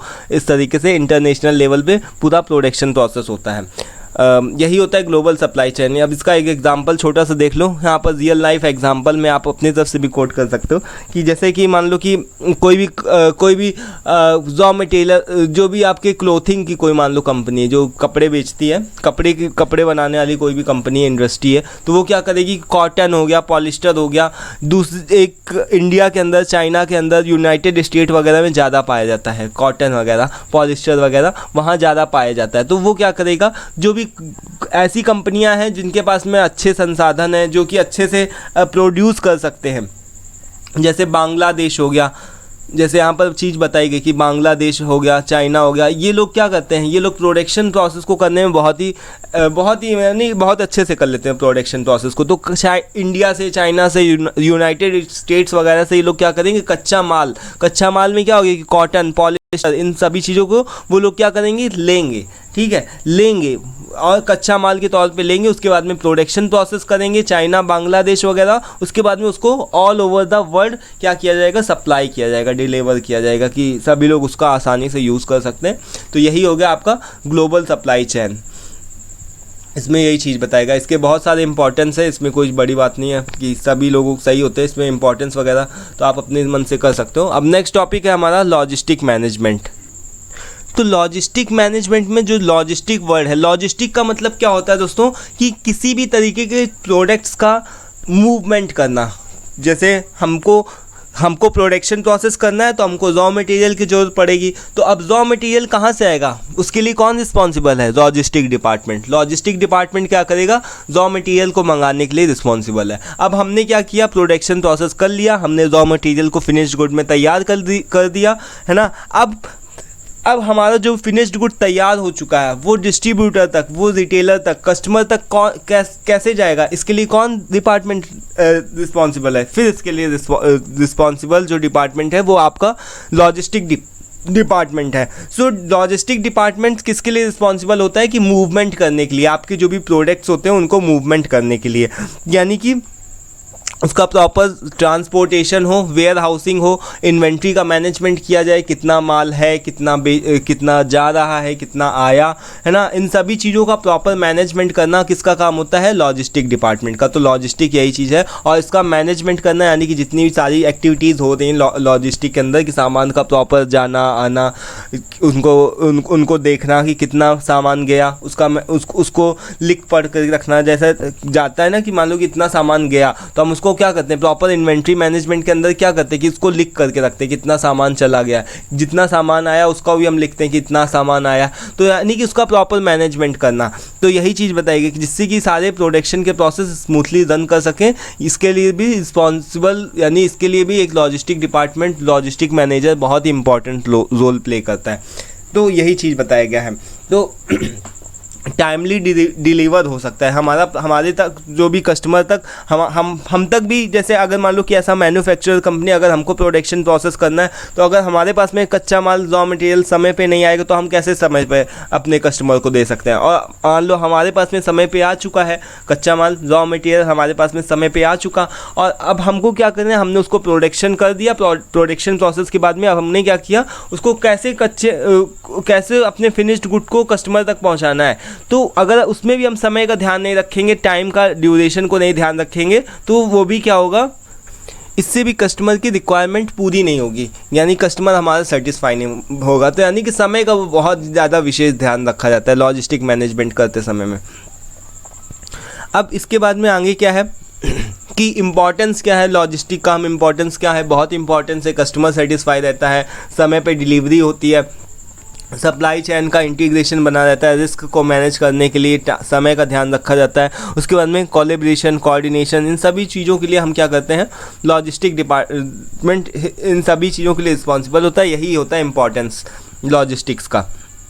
इसके स्कोप, कंपोनेंट्स बहुत सारे यहाँ पर से सारी चीज़ों को आप देख सकते हो, कोई बड़ी बात इसमें नहीं है इसको ध्यान याद करने में। अब देखो, हाँ, एक और भी इम्पॉर्टेंट पॉइंट आता है, which is inbound and outbound logistic. Inbound का मतलब क्या होता है, इनबाउंड लॉजिस्टिक में क्या होता है दोस्तों, कि जब भी हम कच्चे माल को मंगाते हैं अपने सप्लायर से, वो हमारा इनबाउंड लॉजिस्टिक में जाता है। जैसे सपोज डैट कि अगर हमको केक बनाना है, तो अब हमको उस केक को बनाने के लिए जो हम आटा, मैदा हो गया, आटा हो गया, ये सभी चीज़ें मंगाएंगे, शुगर मंगाएंगे, क्रीम होगा, उन सभी चीज़ों को मंगाएंगे, तब जा कर के हम केक को बना सकते हैं। तो यानी कि एक जो बेकरी होगी, बेकरी में अगर हमको केक को बनाना है, तो केक बनाने के लिए हमको मैदा की ज़रूरत पड़ेगी, आटे की ज़रूरत पड़ेगी, जो भी पड़ता होगा उसमें, और जो भी इंग्रेडिएंट्स पड़ते होंगे उन सभी को मंगाना इस कॉल इनबाउंड। यानी कि हम उन सभी चीज़ों को क्या कर रहे हैं, इनबाउंड, यानी अपने सप्लायर से उसको मंगा रहे हैं, कच्चे माल को मंगा रहे हैं। सो यही चीज़ हो गया कि रॉ मटेरियल को मंगा। अपने सप्लायर से, अपने वेंडर्स से, दूसरी कंपनी से लेना, उसके बाद में उसको प्रॉपर प्रोड्यूस करना, प्रोडक्शन करना, और जब हमारे पास में फिनिश्ड गुड तैयार हो जाता है, जब हमारे पास मान लो केक बन करके तैयार हो चुका है, तो अब हम क्या करेंगे, उसको कस्टमर तक किस तरीके से पहुंचाया जाएगा, वो आउटबाउंड लॉजिस्टिक में जाता है। तो जब हम रॉ मटेरियल को, कच्चे माल को मंगाते हैं, वो हमारा इनबाउंड लॉजिस्टिक, और जब हम अपने कच्चे माल को बेचते हैं, कस्टमर को बेचते हैं, तो जो हमारे पास में फिनिश्ड गुड, जो भी हमने अपने फिनिश्ड गुड, तो एक बार फिर से बता देता हूँ, यहाँ पर थोड़ा सा गलती हो गई कि इनबाउंड के अंदर क्या होता है कि कच्चे माल को मंगाना, यानी कि अपने सप्लायर से, यहाँ पर लिखा हुआ है अपने सप्लायर से, अपने वेंडर्स से कच्चे माल को मंगाना और प्रोड्यूस करना, इस मतलब कि ये आपका हो गया इनबाउंड लॉजिस्टिक के अंदर आता है। उसके बाद में अब आपने एक बार प्रोडक्ट को बना लिया, फिनिश्ड गुड में तैयार कर लिया, अब आप क्या करोगे, उस फिनिश्ड गुड को कस्टमर तक पहुंचाओगे, वो आपका कहाँ होगा, आपका हो गया कि आउटबाउंड लॉजिस्टिक। जैसे केक बन चुका है, बन करके तैयार हो चुका, फिनिश्ड गुड हो गया, यानी कि उसी को हम फिनिश्ड गुड बोलेंगे ना केक को, तो केक को अब हम क्या करेंगे, कस्टमर तक पहुंचाएंगे प्रॉपरली, वही हमारा हो गया आउटबाउंड। ठीक है, तो इनबाउंड और आउटबाउंड का ध्यान रखिएगा। यहाँ पर एग्जाम्पल दिया हुआ है, केक का एग्जाम्पल आप दे सकते हो, कोई और भी दे सकते हो अपनी तरफ से, यही चीज़ बताया गया है। अब इधर एक चीज़ और भी इम्पॉर्टेंट है, लॉजिस्टिक और एससीएम, यानी कि लॉजिस्टिक डिपार्टमेंट, जो लॉजिस्टिक्स होता है और सप्लाई चेन मैनेजमेंट होता है, इसमें डिफरेंस पूछा जाता है। बहुत सारे ऐसे लोग होते हैं जो कि लॉजिस्टिक को ही सप्लाई चेन मैनेजमेंट बोल देते हैं, बट ऐसी चीज़ बिल्कुल भी आप मत करना कि लॉजिस्टिक एक अलग वर्ड हो गया और एससीएम एक अलग वर्ड हो गया। इसका आप ध्यान रखिएगा, इसको आप हमेशा से ध्यान रखिएगा। इसको देखते हैं यहाँ पर से, तो इसमें ये चीज़ आप ध्यान रखिएगा, सप्लाई चेन मैनेजमेंट एक अलग वर्ड होता है और लॉजिस्टिक एक अलग वर्ड होता है, बट हाँ, logistic is a part of supply chain management. Supply chain management एक बड़ा टर्म हो गया। सप्लाई चेन मैनेजमेंट के अंदर हम सारी चीज़ों को मैनेज करते हैं, जो भी सप्लाई के अंदर, जो भी हमारे डिस्ट्रीब्यूटर्स को, रिटेलर्स को, कस्टमर्स के ऊपर, है ना, सप्लायर्स के ऊपर, सबके ऊपर फोकस होता है। बट और यानी कि सप्लाई चेन मैनेजमेंट के अंदर सारी चीज़ें फोकस करी जाती हैं, सभी चीज़ों को ऊपर फोकस किया जाता है। बट लॉजिस्टिक के अंदर केवल हम माल को ख़रीदते हैं, यानी कि माल को मंगाना और माल को इंपोर्ट करना, एक्सपोर्ट करना, ये केवल काम होता है लॉजिस्टिक डिपार्टमेंट का। बट सप्लाई चेन मैनेजमेंट का काम जो होता है वो थोड़ा सा ज़्यादा वास्ट होता है। तो इसमें यही चीज़ बताएगा कि इसका स्कोप क्या है। इसका स्कोप ये है कि focus on moving goods efficiently, यानी कि इंपोर्ट एक्सपोर्ट की एक्टिविटीज़ जो भी परफॉर्म होती हैं उसी को इफिशिएंटली तरीके से करना। जबकि सप्लाई चेन मैनेजमेंट में क्या होता है कि गुड्स को, कंपनीज को manage in to end flow of goods, यानी कि कस्टमर तक सही तरीके से प्रोडक्ट पहुंच जाए, है ना, उसमें क्वालिटी रिलेटेड इशू भी ना हो, और बहुत सारी और भी आगे की चीज़ें जो भी होती देखी जाती है कि सप्लाई चेन मैनेजमेंट के अंदर बहुत ज़्यादा, जो एक वास्ट टर्म हो गया, इसमें बहुत सारा चीज़ें देखी जाती है। उसकी प्रोडक्ट की क्वालिटी भी चेक करी जाती है, और कस्टमर को प्रोडक्ट नहीं समझ में आ रहा तो कस्टमर से प्रोडक्ट को वापस भी मंगाना, लेना भी कस्टमर से, ये भी सारी चीज़ें सप्लाई चेन मैनेजमेंट के अंदर होती है। बट लॉजिस्टिक डिपार्टमेंट किसके लिए रिस्पॉन्सिबल होता है? केवल इम्पोर्ट और एक्सपोर्ट करने के लिए। फिर यहाँ पर यही चीज़ बताया गया है, कॉन्सर्न किसके लिए, फंक्शन क्या है। इसमें हम केवल क्या करते हैं, ट्रांसपोर्टेशन को करते हैं, वेयर हाउसिंग को करते हैं, गोदाम में रखना सामान और उसका ट्रांसपोर्ट करना। जबकि इसके अंदर क्या होता है कि हम सामान को ख़रीदते भी हैं, रॉ मटेरियल को ख़रीदते भी, उसका प्रोडक्शन भी करते हैं, प्लानिंग भी करते हैं, सप्लायर का मैनेजमेंट करते हैं, लॉजिस्टिक की सर्विसेज को भी देखते हैं। तो सप्लाई चेन मैनेजमेंट के अंदर इन सभी चीज़ों को किया जाता है। तो यही इसके बीच में डिफरेंस है। जो मेन डिफरेंस है वो यही है कि सप्लाई चेन मैनेजमेंट के एक बड़ा टर्म है, सप्लाई चेन मैनेजमेंट के ही अंदर ही लॉजिस्टिक डिपार्टमेंट भी आता है, जबकि लॉजिस्टिक डिपार्टमेंट एक छोटा सा अलग से टर्म है, उसके अंदर हम केवल इंपोर्ट और एक्सपोर्ट का ध्यान रखते हैं। दैट्स इट, ठीक है। अब हम लोग यहाँ पर वही चीज़ बताएंगे इसके बीच में। अब बुल इफेक्ट क्या होता है? Bullwhip effect in supply chain management. तो अब आपसे क्वेश्चन कभी कदार पूछ लेता है, 2 नंबर में भी पूछा जा सकता है, 4 नंबर में भी, कि बुलविप इफेक्ट क्या होता है सप्लाई चेन मैनेजमेंट के अंदर, या फिर सप्लाई चेन मैनेजमेंट क्या होता है उसके अंदर, बुलविप इफेक्ट के बारे में बताओ। तो आपको इतना ध्यान रखना है कि जब कस्टमर की छोटी सी डिमांड के कारण जो मैन्युफैक्चरर होता है वो ज़्यादा प्रोड्यूस करने लगता है, इसी को हम क्या बोलते हैं? बुलविप इफेक्ट। अब इसमें अभी आपको नहीं समझ में आया होगा तो मैं आपको बता देता हूँ उसको क्लियरली और थोड़ा सा करता हूँ। देखो, जस्ट सपोज कि गर्मियाँ आई, गर्मियों में क्या होता है कि हम जो कस्टमर होता है वो कोल्ड ड्रिंक्स की बोतल्स को क्या करता है, ज़्यादा कंज्यूम करता है। मान लो कि हम ज़्यादा बार गए कोल्ड ड्रिंक पीने के लिए, हम बार बार जा रहे हैं दुकान में, तो जो दुकान वाला होगा, मान लो कि हम ऐसे ही नॉर्मल देखा जाए तो पूरे सीज़न में मान लो कि जब सर्दियाँ वगैरह होती है तो हम 2 कोल्ड ड्रिंक की बोतल्स को कंज्यूम करते हैं। जब थोड़ा सा सर्दियाँ आई तो हमने क्या किया, गर्मियाँ आई तो हमने 5-6 बोतल्स को कंज्यूम कर लिया, मान लो 5 बॉटल्स को कंज्यूम किया। उसके बाद में जो रिटेलर होगा, यानी कि जो रिटेलर होगा, जो शॉपकीपर होगा, वो क्या सोचेगा कि अच्छा गर्मियों में ज़्यादा सेल होती है, कोल्ड ड्रिंक ज़्यादा बेची जाती है, तो चलो ठीक है, हम अपने पास में थोड़ा सा हमको ज़्यादा स्टॉक बना करके रखना चाहिए। तो रिटेलर क्या करेगा, रिटेलर डिस्ट्रीब्यूटर से क्या बोलेगा, रिटेलर डिस्ट्रीब्यूटर से बोलेगा एक काम करना कि तुम भाई 7 यूनिट हमको 7 कोल्ड ड्रिंक्स की बॉटल्स हमको ले करके दे देना आकर के। तो उसने यहाँ पर क्या किया, 2 यूनिट एक्स्ट्रा मंगा लिया कि कस्टमर कहीं ऐसा ना हो कि ज़्यादा मांग दे तो हमारे पास में कमी हो जाएगी। तो डिस्ट्रीब्यूटर ने क्या किया, उसको 7 ला करके दे दिया। अब डिस्ट्रीब्यूटर भी यहाँ पर सोचेगा अच्छा गर्मियाँ आ गई तो ज़्यादा सामान की ज़रूरत पड़ेगी, तो डिस्ट्रीब्यूटर क्या करेगा कि जो मैन्युफैक्चरर कंपनी होगी उससे क्या बोलेगा कि भाई गर्मियों में ज़्यादा कोल्ड ड्रिंक्स की सेल होती है तो आप थोड़ा सा ज़्यादा मंगा करके रखो। तो जो यहाँ पर जो मैन्युफैक्चरिंग कंपनी होगी वो क्या करने लगेगा कि वो नॉर्मली ऐसे ही बनाता रहता है, बट वो क्या करेगा, वो सोचेगा कि अच्छा हमको गर्मियों में ज़्यादा कोल्ड ड्रिंक की सेल करनी है तो वो 10 यूनिट प्रोड्यूस कर देगा, है ना। ऐसे मान लो कि वो नॉर्मल ऐसे ही करता रहता है, 10 यूनिट से कम करता है, बट वो क्या सोचेगा कि गर्मियाँ आ गई तो ज़्यादा वो प्रोड्यूस करने लगेगा। अब ये मैन्युफैक्चरर ने ज़्यादा प्रोड्यूस करने के लिए अपने सप्लायर से भी बोल दिया कि भाई हमको ज़्यादा वो चाहिए, हमको ज़्यादा रॉ मटेरियल चाहिए। तो अब सप्लायर क्या सोचेगा कि अच्छा 10 यूनिट इसको चाहिए तो हम क्या कर लेते हैं 12 यूनिट को इसको, यानी 12 यूनिट का जुगाड़ हम करते हैं, 12 यूनिट हमारे पास में रॉ मटेरियल अवेलेबल होना चाहिए। तो यानी कि देखो कि हमारा यहाँ पर से एक छोटा सा हमारा गैप कितना था, हमारा यहाँ पर केवल हमने 5 यूनिट को ही कंज्यूम किया। कोल्ड ड्रिंक जो थी हमने गर्मियों में 5 यूनिट को ही कंज्यूम किया, केवल 3 यूनिट को ही एक्स्ट्रा कंज्यूम किया नॉर्मल डेज से।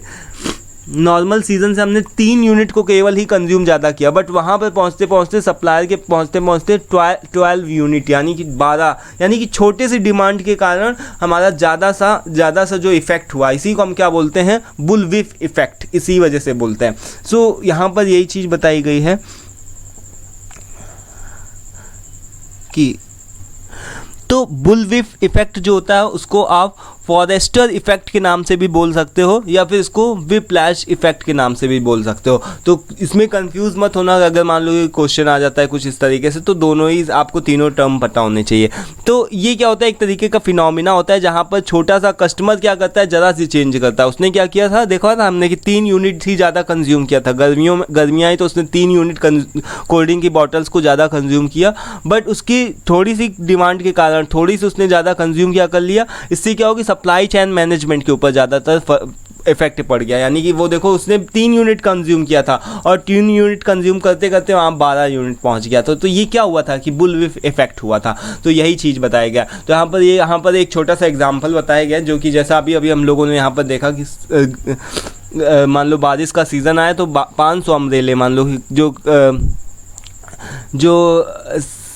500 अम्ब्रेले थे। यानी यही चीज़ बताई गई कि जब भी आपके बारिश का सीज़न आता है, रेनी सीज़न आता है, तो उसमें थोड़े से जो भी छाते होते हैं, छाता क्या होता है, छाता नॉर्मल डेज़ की अपेक्षा ज़्यादा बिकना स्टार्ट हो जाते हैं। तो 500 यूनिट से 500 यूनिट बढ़ते बढ़ते क्या हो गया था, आगे यही चीज़ बताई गई कि 1200 करीब यूनिट्स को कंज्यूम किया जाने लगा। तो वही सेम चीज़ यहाँ पर भी बताई गई, जो एक छोटा सा रियल लाइफ एग्जांपल आपको दिया गया। जैसे अभी हम लोगों ने कोल्ड ड्रिंक की बॉटल्स का देखा, यहाँ पर रेनी सीज़न आए तो अम्ब्रेला का हम लोगों ने देख लिया। वही चीज़ यहाँ पर सेम बताई गई। उसमें अपने हिसाब से आप लिख सकते हो, कोई दूसरा आपको एग्जांपल और अच्छा लगे वो भी आप लिख सकते हो। तो इसमें कंट्रोल, इसको हमको ये जो बुलविप इफेक्ट होता है इसको हमको कंट्रोल करना चाहिए। कैसे कंट्रोल करेंगे हम, इसके अलग अलग मेथड्स होते हैं। जैसे इम्प्रूव्ड, हम यानी कि डिमांड फोरकास्टिंग को क्या करें, इम्प्रूव करें, देखें तो कि कस्टमर को एक्चुअल में कितना चाहिए। ऐसा तो नहीं हो रहा कि सीज़न का इफेक्ट हो रहा कि सीज़न में ज़्यादा बिकने लगा। तो हाँ, सच में हमको ये पता चलता है बहुत सारी ऐसी चीज़ें होती हैं जो सीज़न के हिसाब से बिकती हैं, क्योंकि इंडिया में बहुत सीज़न क्या होता है, सीज़न पर ही बहुत सारी चीज़ें डिपेंडेंट होती हैं।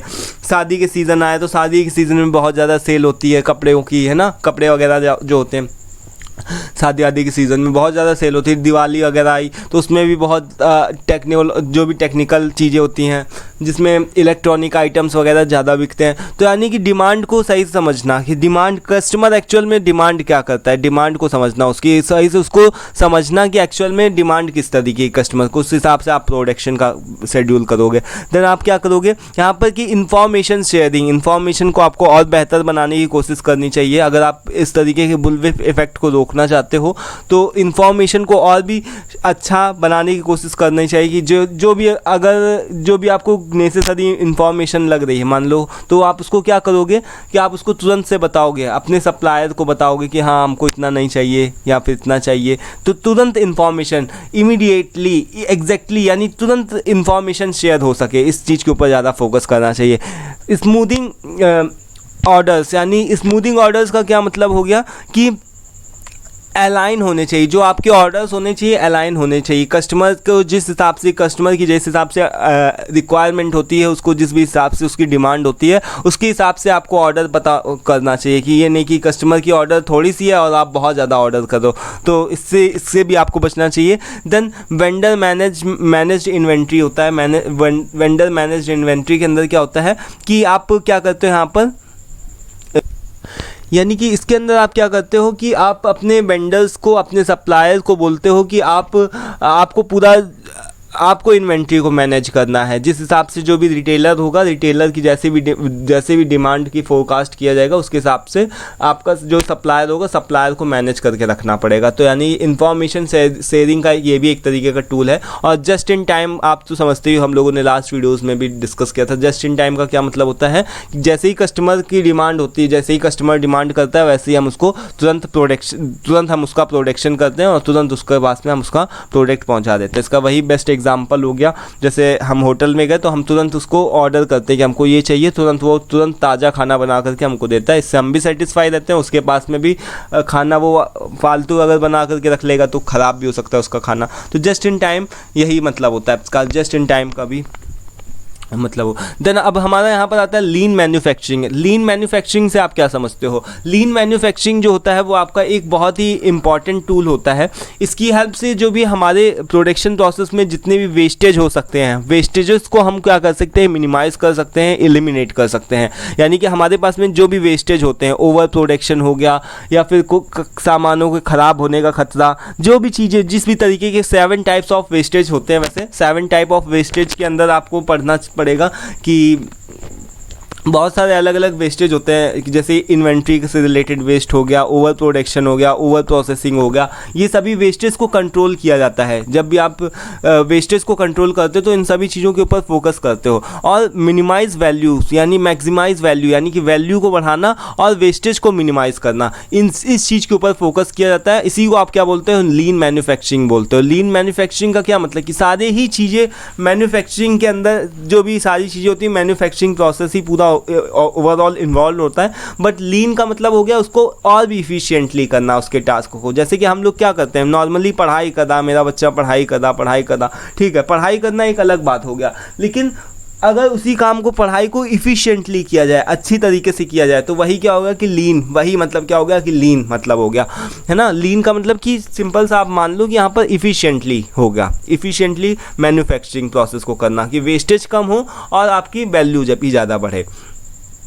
तो इसका ये जो ओरिजिनेटेड हुआ था लीन मैन्युफैक्चरिंग का ये जो प्रोसेस था, ये जो टर्म था, ये सिस्टम टोयोटा एक नाम की कंपनी है। टोयोटा एक आपकी जापानीज़ कंपनी है, तो वहाँ से स्टार्ट हुआ था। इस कंपनी ने स्टार्ट किया था इसको, और इसका जो मेन एम था वो ये था कि कॉन्टीन्यूअस इम्प्रूवमेंट, यानी कस्टमर को कॉन्टीन्यूअस इम्प्रूवमेंट होता रहे और साथ में eliminating non value added activity, उन सभी एक्टिविटीज़ को हटाना, एलिमिनेट करना जो कि वैल्यूज़ को नहीं ऐड करते हैं। बहुत सारी ऐसी चीज़ें, जैसे मान लो कि हम पढ़ाई करते हैं तो बहुत सारा कुछ ऐसा भी पढ़ लेते हैं, या फिर पढ़ते पढ़ते मान लो कि कोई पिक्चर देखने लगे या फिर कुछ भी करने लगे, तो उसमें ये सारी जो भी एक्टिविटीज़ होती हैं जो कि हमारी पढ़ाई में रुकावट पैदा करती हैं। या फिर इसी तरीके से हम देखें तो प्रोडक्शन प्रोसेस में बहुत सारी ऐसी एक्टिविटीज़ होती हैं जो कि प्रोडक्शन प्रोसेस में रुकावट पैदा करती हैं या फिर उसमें बहुत ज़्यादा वेस्टेज होता है उसको करने से, तो हम उन एक्टिविटीज़ को हटाते हैं, रेड्यूस करने की कोशिश करते हैं।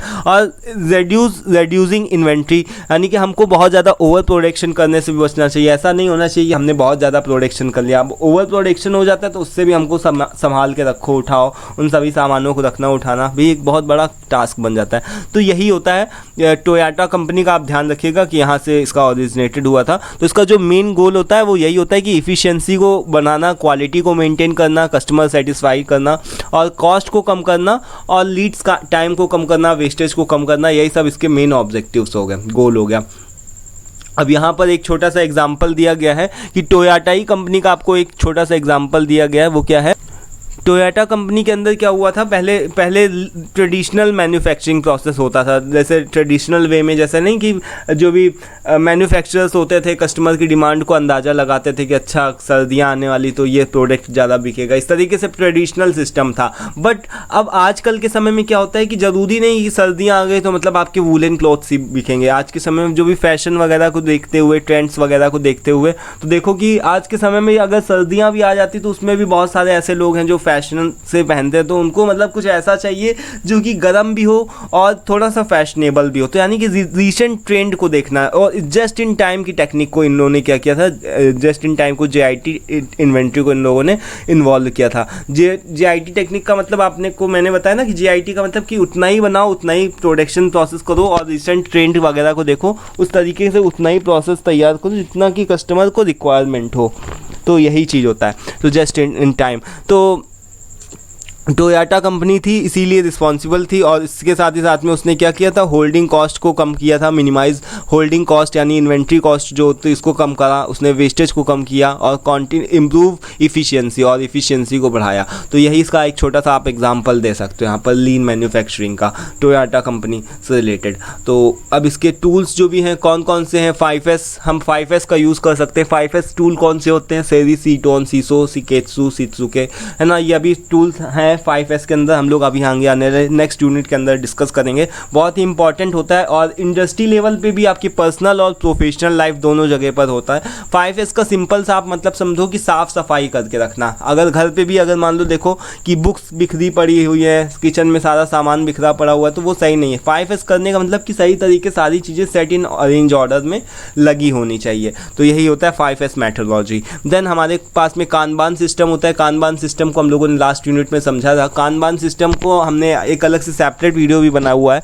कानबान सिस्टम क्या होता है दोस्तों, एक विजुअल कार्ड्स वगैरह का यूज़ करना है, जैसे ट्रैफिक लाइट्स हो गई। ट्रैफिक लाइट वगैरह में देखो कि क्या होता है कि वो रेड लाइट जली तो हमको सिग्नल मिल जाता है, यानी कि लाइट्स के हिसाब से हमको कलर्स के हिसाब से पता चल जाता है। हम इमोजीज वगैरह को, जैसे मान लो कि कानबान सिस्टम में क्या होता है, जैसे लेट्स से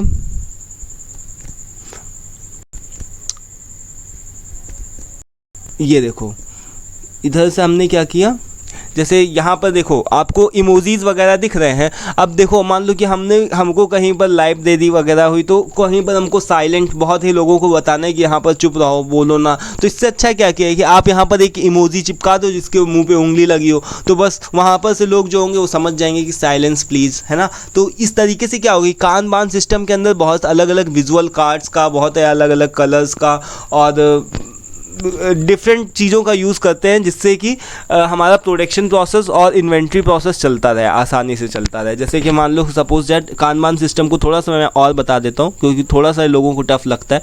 मान लो जस्ट सपोज कि हमारे पास में बहुत सारी अलमारी वगैरह, अलमीरा वगैरह को देखते होगे आप, तो रैक्स हैं। मान लो कि यहाँ पर बहुत सारे रैक्स हैं, इतने सारे हैं, तो अब इसके अंदर कुछ ना कुछ सामान भरा हुआ है। तो अब हमको सब सारे रैक को अगर देखना है कि इसके अंदर क्या सामान है, इसके अंदर क्या सामान है, इसके अंदर क्या सामान है, तो हम क्या करेंगे, इससे अच्छा है कि इसके ऊपर एक चिट लगा दें कि इसके अंदर ये सामान रखा हुआ है, और इम्पटी हो तो इसमें इम्पटी का टैग लगा दें, इम्पटी ई लिख दें, तो पहले दूर से देखने से पता चल जाएगा कि अच्छा ये तो इम्पटी है ना। और अगर मान लो कि यहाँ पर अगर ये फुल हो तो इसमें एफ का यानी फुल का टैग लगा दें। फुल का टैग लगाने से क्या होगा कि इसको देखते ही पता चल जाएगा कि फुल है, यानी कि ये वाली रैक हमारी फुल है। यानी कि इसको बार बार हमको खोलने की, बंद करने की ज़रूरत नहीं है, केवल हम देख करके उसको पता लगा रहे हैं। तो इसी तरीके से हम अपने घर के जो भी डिब्बे वगैरह होते हैं किचन वगैरह में भी देखो, जैसे चाय की पत्ती हो तो उसमें लिख दो चाय की पत्ती, और जो शक्कर का डिब्बा होता है उसमें लिख दो शक्कर चीनी, इस तरीके से। तो यानी बार बार आपको ढक्कन को खोल करके नहीं देखना पड़ेगा किसमें शक्कर है किसमें नमक है, और इससे आपकी आसानी भी होगी कि आपको पता चल जाएगा कि एक बार आपने देखा कि अच्छा ये शक्कर का डिब्बा है, उसमें आप डाल दो तुरंत उसको। तो यही सारी चीज़ें जो भी होती है, विजुअल कार्ड्स वगैरह का डिफरेंट कलर्स का यूज़ करना, इमोजीज वगैरह का यूज़ करना कानबान सिस्टम के अंदर आता है। तो ये भी टेक्निक होती है, लीन मैन्युफैक्चरिंग में बहुत ज़्यादा यूज़ करी जाती है। देन काइजन्स बहुत ही इंपॉर्टेंट होता है दोस्तों। काइजन्स यानी जो कंपनियां होती हैं, जो भी मैन्युफैक्चरिंग कंपनियां होती हैं, वो काइजन्स के ऊपर बहुत ज़्यादा फोकस करती है। काइजन को अगर हम सिंपल वर्ड्स में बोलें तो कॉन्टीन्यूअस इंप्रूवमेंट होता है। काइजन का जो सिंपल मतलब होता है वो होता है कि कॉन्टीन्यूअस इंप्रूवमेंट, यानी कि इसको भी अभी हम लोग नेक्स्ट यूनिट में डिस्कस करेंगे बहुत ही डिटेल वे में। और जो कि कंपनियाँ होती हैं, जो भी मैन्युफैक्चरिंग कंपनियाँ होती हैं, काइजन्स के ऊपर बहुत ज़्यादा फोकस करती है। और कॉन्टीन्यूअस इंप्रूवमेंट यानी कि कोई भी प्रोसेस चल रहा है जहाँ पर आपको दिक्कत होती है, मान लो कि सपोज दैट कि हम अपने घर में भी काइजन्स वगैरह कर सकते हैं। जैसे मान लो कि हम बैठ रहे हैं, जहाँ पर भी बैठ करके अपनी वीडियो को बना रहे हैं, तो मान लो कि अगर मेरी पीठ दर्द हो रही है या फिर हमको प्रॉब्लम हो रही है, हाथ को बार बार दिक्कत कर रहा है, तो हम क्या कर सकते हैं, वहाँ पर कोई काइजन कर दे कि आराम से बैठने के लिए हम सपोर्टिव टूल का यूज़ करें, मतलब बैठने के लिए बढ़िया से चेयर ले आए। तो यही सारी चीज़ें क्या होगी, कॉन्टीन्यूअस इंप्रूवमेंट, यानी कि जो भी प्रोसेस चल रहा है पहले से प्रोसेस को बेहतरीन बनाते रहना, वही आपका काइजन्स यानी कॉन्टीन्यूअस इंप्रूवमेंट के अंदर। इसको हम लोग नेक्स्ट यूनिट में और डिस्कस करेंगे। देन आपका आता है पोकायोका। पोकायोका भी एक बहुत ही इंपॉर्टेंट टूल है। इससे भी पोकायोका से आप क्या कर सकते हो, पोकायोका एक तरीके का ऐसा टेक्निक होती है जिसकी हेल्प से जो भी एरर है, ह्यूमन्स एरर है, उनको कम किया जा सकता है। यानी कि गलती से भी गलती नहीं होनी चाहिए। जैसे कि जस्ट सपोज दैट कि हमारे पास में एक छोटा सा एग्जांपल लें। उस एग्जाम्पल में आप देखते होंगे कि जब भी सिक्योरिटी गार्ड्स होते हैं, मान लो हम कभी भी शॉपिंग मॉल्स में जाते हैं, मेट्रो स्टेशंस में जाते हैं, तो सिक्योरिटी गार्ड वगैरह क्या करते हैं, हमारी जेब की तलाशी लेते हैं, हमारी जेब को चेक करते हैं, पॉकेट वगैरह को चेक करते हैं कि कोई खतरे वाली चीज़ तो नहीं है एयरपोर्ट वगैरह में जाते समय, अंदर घुसते समय तो नहीं होती है। तो उसके बाद में चलो, अगर उसकी उसका काम क्या है, मेन सिक्योरिटी गार्ड का क्या काम है कि उसको चेक करना, प्रॉपर आपकी चेकिंग करना। अब मान लो कि वो क्या कर सकता है, ह्यूमन एरर्स हो सकती है, नॉर्मली हो सकती है, उसमें कोई बड़ी बात नहीं। तो पोकायोका क्या करेगा, देखते होगे कि उसके हाथ में एक टी टी करने वाला भी होता है कि अगर मान लो आपने कुछ ऐसा जो कि नुकसानदायक हो सकता है, कुछ ऐसा मान लो कि तम्बाकू मसाले की पुड़िया पड़ी हुई है, या फिर आपने देखा कि उसके जेब के अंदर कुछ ऐसा पड़ा हुआ है जैसे माचिस या फिर कुछ भी इस तरीके का जो कि नुकसानदायक हो सकता है, तो उस तरीके का अगर कुछ भी होता है तो वो टी टी टी टी बोलने लगता है उसके हाथ में जो एक गोल होता है, या फिर आप जिस एक बॉक्स के अंदर से जाते हो। तो यानी कि वो पोकायोका क्या करता है, हमारी हेल्प करता है, उन सिक्योरिटी गार्ड्स की हेल्प करता है कि गलती से भी गलती नहीं होने देता है। यानी कि वो अगर ह्यूमन की एरर हो रही है वहाँ पर, तो उन ह्यूमंस को एरर को रोकने के लिए भी वो क्या करने लगता है, बोलने लगता है, चिल्लाने लगता है। तो वो सिक्योरिटी गार्ड वहीं अलर्ट हो जाता है और उसकी चेकिंग और अच्छे तरीके से ली जाती है कि क्या उसने ऐसा पहना हुआ है या फिर क्या उसने ऐसा यूज़ किया गया है। तो यही होता है poka yoke. Then lean six sigma, TPM, just in time, TQM,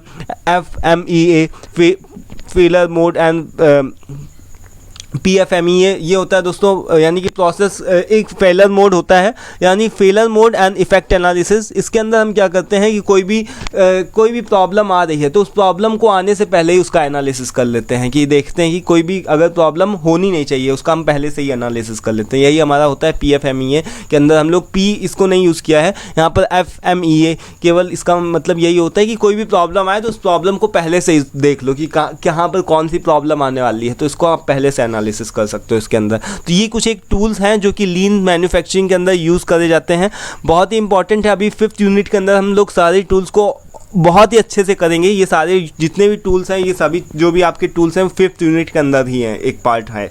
तो लीन मैन्युफैक्चरिंग के अंदर ये सारे टूल्स हैं, इनको अच्छे से आपको ध्यान रखना है और इन सभी का हम लोग सही तरीके से एक्सप्लेनेशन जो है वो नेक्स्ट वीडियो में नेक्स्ट यूनिट के अंदर डिस्कस करेंगे। अब लीन मैन्युफैक्चरिंग के बहुत ही एडवांटेजेस डिसएडवांटेजेस भी हैं। जैसे हम इससे क्या कर सकते हैं, वेस्ट का रिडक्शन कर सकते हैं, क्वालिटी इंप्रूव कर सकते हैं, एफिशिएंसी बढ़ा सकते हैं और बढ़िया फ्लेक्सिबिलिटी बढ़ाओ, ये सारी चीज़ें हो गई। बट इसके सभी चीज़ें एडवांटेजेस ही नहीं, डिसएडवांटेजेस भी हैं। लीन मैन्युफैक्चरिंग करने के लिए हमारी इनिशियल कॉस्ट ज़्यादा लगती है, थोड़ा सा हमको पैसे ज़्यादा पे करने पड़ते हैं। देन सप्लाई चेन की डिपेंडेंसी, सभी लोगों का इंटीग्रेट होना, सबसे अच्छा रिलेशनशिप होना चाहिए और कॉन्टीन्यूअस इंप्रूवमेंट भी होते रहना चाहिए, क्योंकि अगर कॉन्टीन्यूअस इंप्रूवमेंट नहीं होगा तो लीन मैन्युफैक्चरिंग का कोई भी फ़ायदा नहीं है। अब आता है आपका agile manufacturing system. Agile manufacturing system क्या होता है दोस्तों?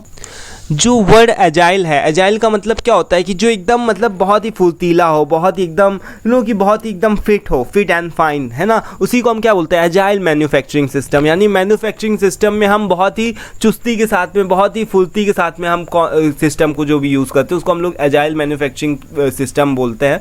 तो इसको हम लोग शॉर्ट में AMS के नाम से भी बोल सकते हैं। इस तरीके से क्वेश्चन आए तो आप इसमें कन्फ्यूज़ मत होइएगा। तो इट इज़ अ प्रोसेस, यानी कि एक तरीके से प्रोडक्शन का अप्रोच होता है जिसमें भी वही सारी चीज़ों का ध्यान रखा जाता है, यानी कि फ्लेक्सिबिलिटी का बहुत ज़्यादा ध्यान रखा जाता है। इसके अंदर फ्लेक्सिबिलिटी का, यानी एक आप ध्यान रखो, ये वर्ड ध्यान रखो, फ्लेक्सिबिलिटी। जब भी वर्ड आए ना कि एजाइल मैन्युफैक्चरिंग सिस्टम, आप फ्लेक्सिबिलिटी वर्ड को ध्यान रखो।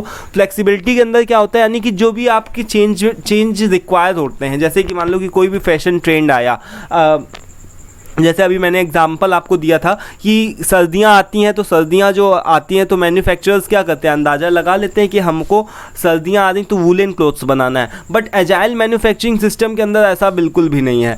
एजाइल मैन्युफैक्चरिंग सिस्टम ये बोलता है कि आप रिसेंट ट्रेंड्स को देखो, जो चल रहा है, जो आजकल चल रहा है उसको देखो। सर्दियाँ आ रही तो इसका मतलब ये ज़रूरी नहीं कि सारे लोग ही गर्म कपड़े ही पहनेंगे, जो फैशन में चल रहा होगा लोग वो पहनेंगे। यानी कि कुछ आपको ऐसा इनोवेटिव तैयार करना होगा जो कि गर्म भी हो, अच्छा भी हो, फैशनेबल भी दिखे, देखने में भी अच्छा लगे और लोग उसको आसानी से पहने में हिचकिचाएं भी नहीं। तो यही होता है, यानी कि कॉन्टीन्यूअस इंप्रूवमेंट करते रहना, उस चीज़ को फ्लेक्सिबल बनाना। यानी आप अपने प्रोडक्शन प्रोसेस को, यानी आपके पास में जो भी प्रोसेस वगैरह चल रहे हैं उसमें फ्लेक्सिबिलिटी को लेकर के आओ। ये आप वर्ड ध्यान रखना, फ्लेक्सिबल, यानी फ्लेक्सिबल। अब इसका एक छोटा सा यहीं पर एग्जाम्पल बताया गया है कि वही चीज़ बताई गई कि वही क्लोथिंग का मैन्युफैक्चरिंग का एग्जाम्पल बताया गया है कि जो भी कपड़े वाली मैन्युफैक्चरिंग कंपनी है वो क्या करते हैं? सर्दियां आती है तो उसको क्या करते हैं? सर्दियों में क्या करना कि यानी गर्म कपड़े बनेंगे, है ना। पहले के ट्रेडिशनल मैन्युफैक्चरिंग सिस्टम ये बोलता है कि चलो भाई सर्दियाँ आई तो उसमें गर्म कपड़े बनेंगे। बट एजाइल मैन्युफैक्चरिंग सिस्टम ये बोलता है कि नहीं, सर्दियाँ आई हैं दैट्स ओके,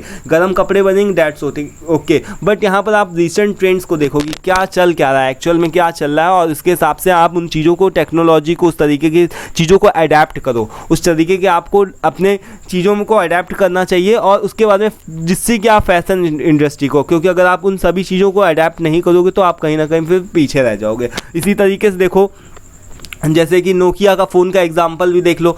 जैसे नोकिया का फ़ोन था तो उसने क्या था, एंड्रॉयड को, किसी चीज़ को स्वयं मना कर दिया था लेने से। उसने क्या बोला था कि हम एंड्रॉयड सिस्टम को अपने में इंस्टॉल नहीं होने देंगे।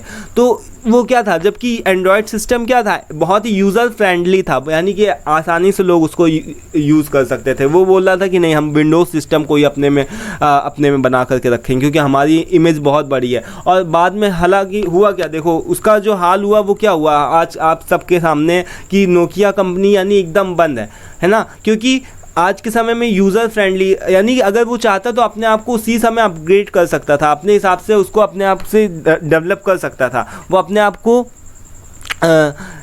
उस तरीके के एंड्रॉयड सिस्टम को तुरंत वो अपने में भी अडॉप्ट कर सकता था, बट उसने ऐसा नहीं किया। उसने उस तरीके की फ्लेक्सिबिलिटी को नहीं अडॉप्ट किया और इसका नतीजा आप लोगों के सामने है। यानी कि आज के समय में नोकिया की क्या हालत है वो आप सब लोग जानते हो। सो ये क्या होगा कि आप रिसेंट ट्रेंड्स को देखो कि क्या चल रहा है, लोग क्या पसंद कर रहे हैं, उस तरीके की चीज़ों को आप भी अडेप्ट करना स्टार्ट करो। और जो आपने अडेप्ट किया तो आपकी इंडस्ट्री, जो भी आपकी ऑर्गेनाइजेशन होगी, आपका बिजनेस होगा, बढ़िया से चल पड़ेगा। यही चीज़ होती है। अब AMS के आपके कुछ एक एग्जांपल्स भी हैं, जैसे फ्लेक्सिबिलिटी होनी चाहिए, इनोवेशन होना चाहिए। इसी तरीके से कुछ एक डिसएडवांटेजेस भी हैं क्योंकि इसमें इनिशियल कॉस्ट ज़्यादा लगती है और थोड़ी सी कॉम्प्लेक्सिटी होती है कि कुछ ना कुछ रोज़ नया मार्केट में कुछ ना कुछ आ ही रहा है, तो अब आप कितना ज़्यादा चेंज करोगे टेक्नोलॉजी के हिसाब से।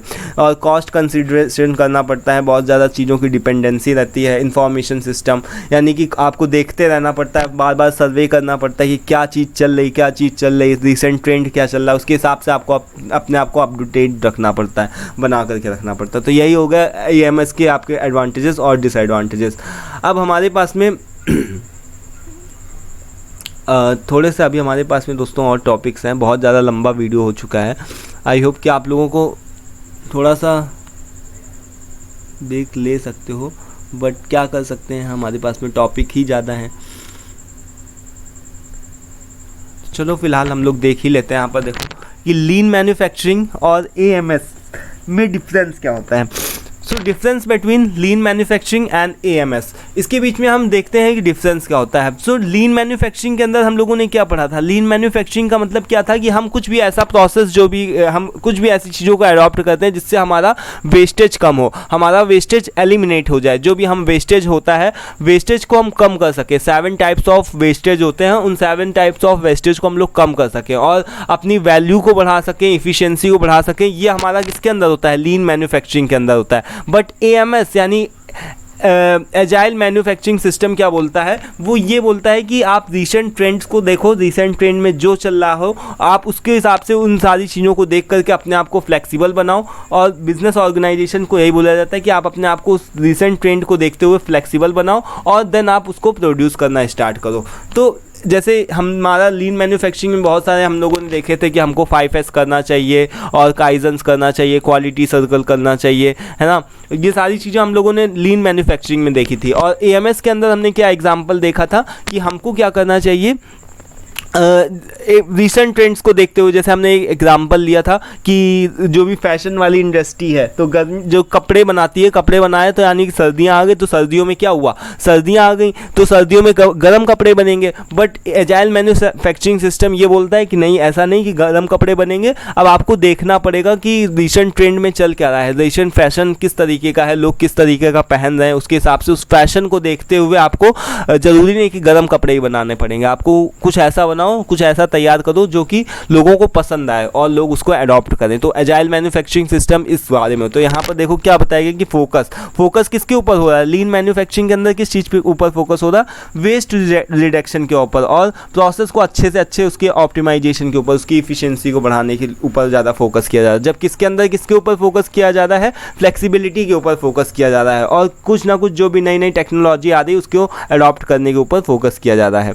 देन आगे क्या है कि इसके की प्रिंसिपल क्या होगा कि हम लोग स्टैंडर्डाइजेशन को फिक्स करते हैं कि स्टेबिलिटी होती है, जबकि इसके अंदर अडेप्टेबिलिटी होती है। अडेप्टेबिलिटी जो भी रिसेंट ट्रेंड में चल रहा है उसको आप कस्टमाइज करो, उसको अडेप्ट करो, ये चीज़ बोली जाती है। इसके अंदर क्या होता है कि स्टेबल होता है, आप सारी चीज़ों को पहले से प्रेडिक्ट करके रखते हो। बट इसके अंदर क्या होता है, डिमांड का आप फोरकास्टिंग करते हो, देखते हो कि चल क्या रहा है, लोगों को किस तरीके की चीज़ों की डिमांड है। फास्ट एंड चेंजिंग इंडस्ट्री, लोग क्या पसंद कर रहे हैं, ये चीज़ों को देखते हो। इसके बाद में इसमें क्या है कि आपकी नॉन वैल्यू एडेड एक्टिविटीज़ को आप एलिमिनेट करते हो, इफ़िशियंसी को बढ़ाते हो। जबकि इसके अंदर क्या करते हो कि नई नई चीज़ों को आप तुरंत अडॉप्ट करना स्टार्ट कर देते हो। जो भी आपको अच्छा लगता है, जो भी रिसेंट नया चल रहा होता है, आप तुरंत उसको अडॉप्ट करते हो। मान लो कि शूज़ बनाने वाली कंपनी हो गई, कपड़े वाली फैशन की इंडस्ट्री हो गई, जो भी रिसेंट ट्रेंड में चला, जो भी हीरो हीरोइन ने पहना, उसी को आप वो तुरंत क्या करने अडॉप्ट करने लगे, वो वैसा ही सेम बनाने लगे। तो लोग जो होंगे उसकी को खरीदना स्टार्ट करेंगे। यही होता है दोस्तों difference between lean manufacturing and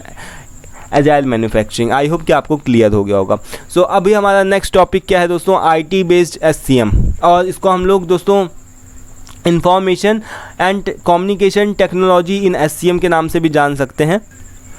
but IT based SCM का क्या मतलब होता है, IT बेस्ड SCM का यही मतलब होता है कि आप अपने सप्लाई चेन मैनेजमेंट के अंदर आप इंफॉर्मेशन की ऐसी टेक्नोलॉजी का यूज़ करते हो जिससे कि आपकी जो भी इंफॉर्मेशन होती है वो सही तरीके से बहुत ही स्मूथली वर्क करती है। जैसे कि देखा जाए तो यहाँ पर क्या हुआ कि जैसे अगर छोटा सा एग्जांपल लें, मान लो कि हमारे पास में क्या है कि सप्लाई चेन मैनेजमेंट हमको करना है, अपने सप्लायर को ऑर्डर देना, अपने डिस्ट्रीब्यूटर को बताना है कि हमारे पास माल तैयार है। इसके लिए हम अलग अलग तरीके के सॉफ्टवेयर का यूज़ करते हैं। जैसे कि यहाँ पर देखो दिया गया है, एक छोटा एग्जाम्पल है कि SAP सॉफ्टवेयर होता है। SAP सॉफ्टवेयर क्या करता है, SAP सॉफ्टवेयर की हेल्प से हम सारी चीज़ों को देख सकते हैं कि क्या चल रहा है, एक्चुअल में क्या चल रहा है। और SAP सॉफ्टवेयर एक तरीके का ये होता है कि सिस्टम एप्लीकेशन यानी एक ऐसा ERP होता है कि जिसमें हम सभी चीज़ों की, सभी लोगों के परफॉर्मेंस को देख सकते हैं कि हमारा सप्लायर क्या कर रहा है, हमारा मैन्युफैक्चरर क्या कर रहा है और कस्टमर की क्या डिमांड है। इसके हिसाब से हम सारी चीज़ों को देख सकते हैं और उसके हिसाब से हम प्लानिंग वगैरह कर सकते हैं। तो SAP सॉफ्टवेयर जो होता है वो हमारी प्लानिंग प्रोसेस में बहुत ज़्यादा हेल्प करता है।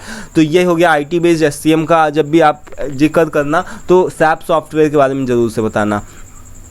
इसके बाद में हमारे पास में क्या है,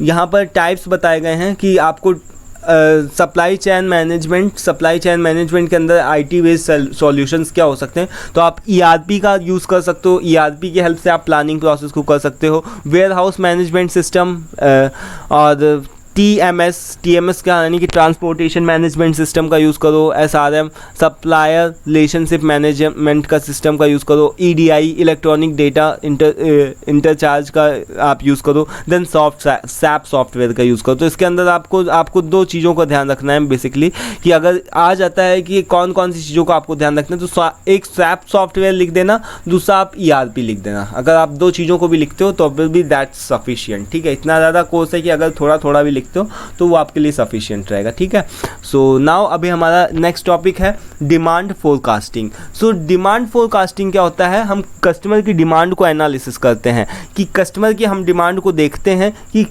कस्टमर की डिमांड क्या रहने वाली है। मान लो कि किसी मौसम को देखते हुए, किसी तरीके की सीज़न को देखते हुए कस्टमर की डिमांड बढ़ेगी या फिर घटेगी, इन सभी चीज़ों को हम लोग एनालाइज करते हैं। जैसे हमने देखा था कि आइसक्रीम जो होती है वो गर्मियों में ज़्यादा बिकती है सर्दियों के मुकाबले। तो ये क्या हो गया कि डिमांड का फोरकास्ट करना। डिमांड हम क्या कर रहे हैं, फोरकास्ट कर रहे हैं। किया तो हम रीसेंट ट्रेंड्स को भी देखते हैं, रीसेंट ट्रेंड में क्या चल रहा है उसके हिसाब से भी हम डिमांड को फोरकास्ट कर सकते हैं।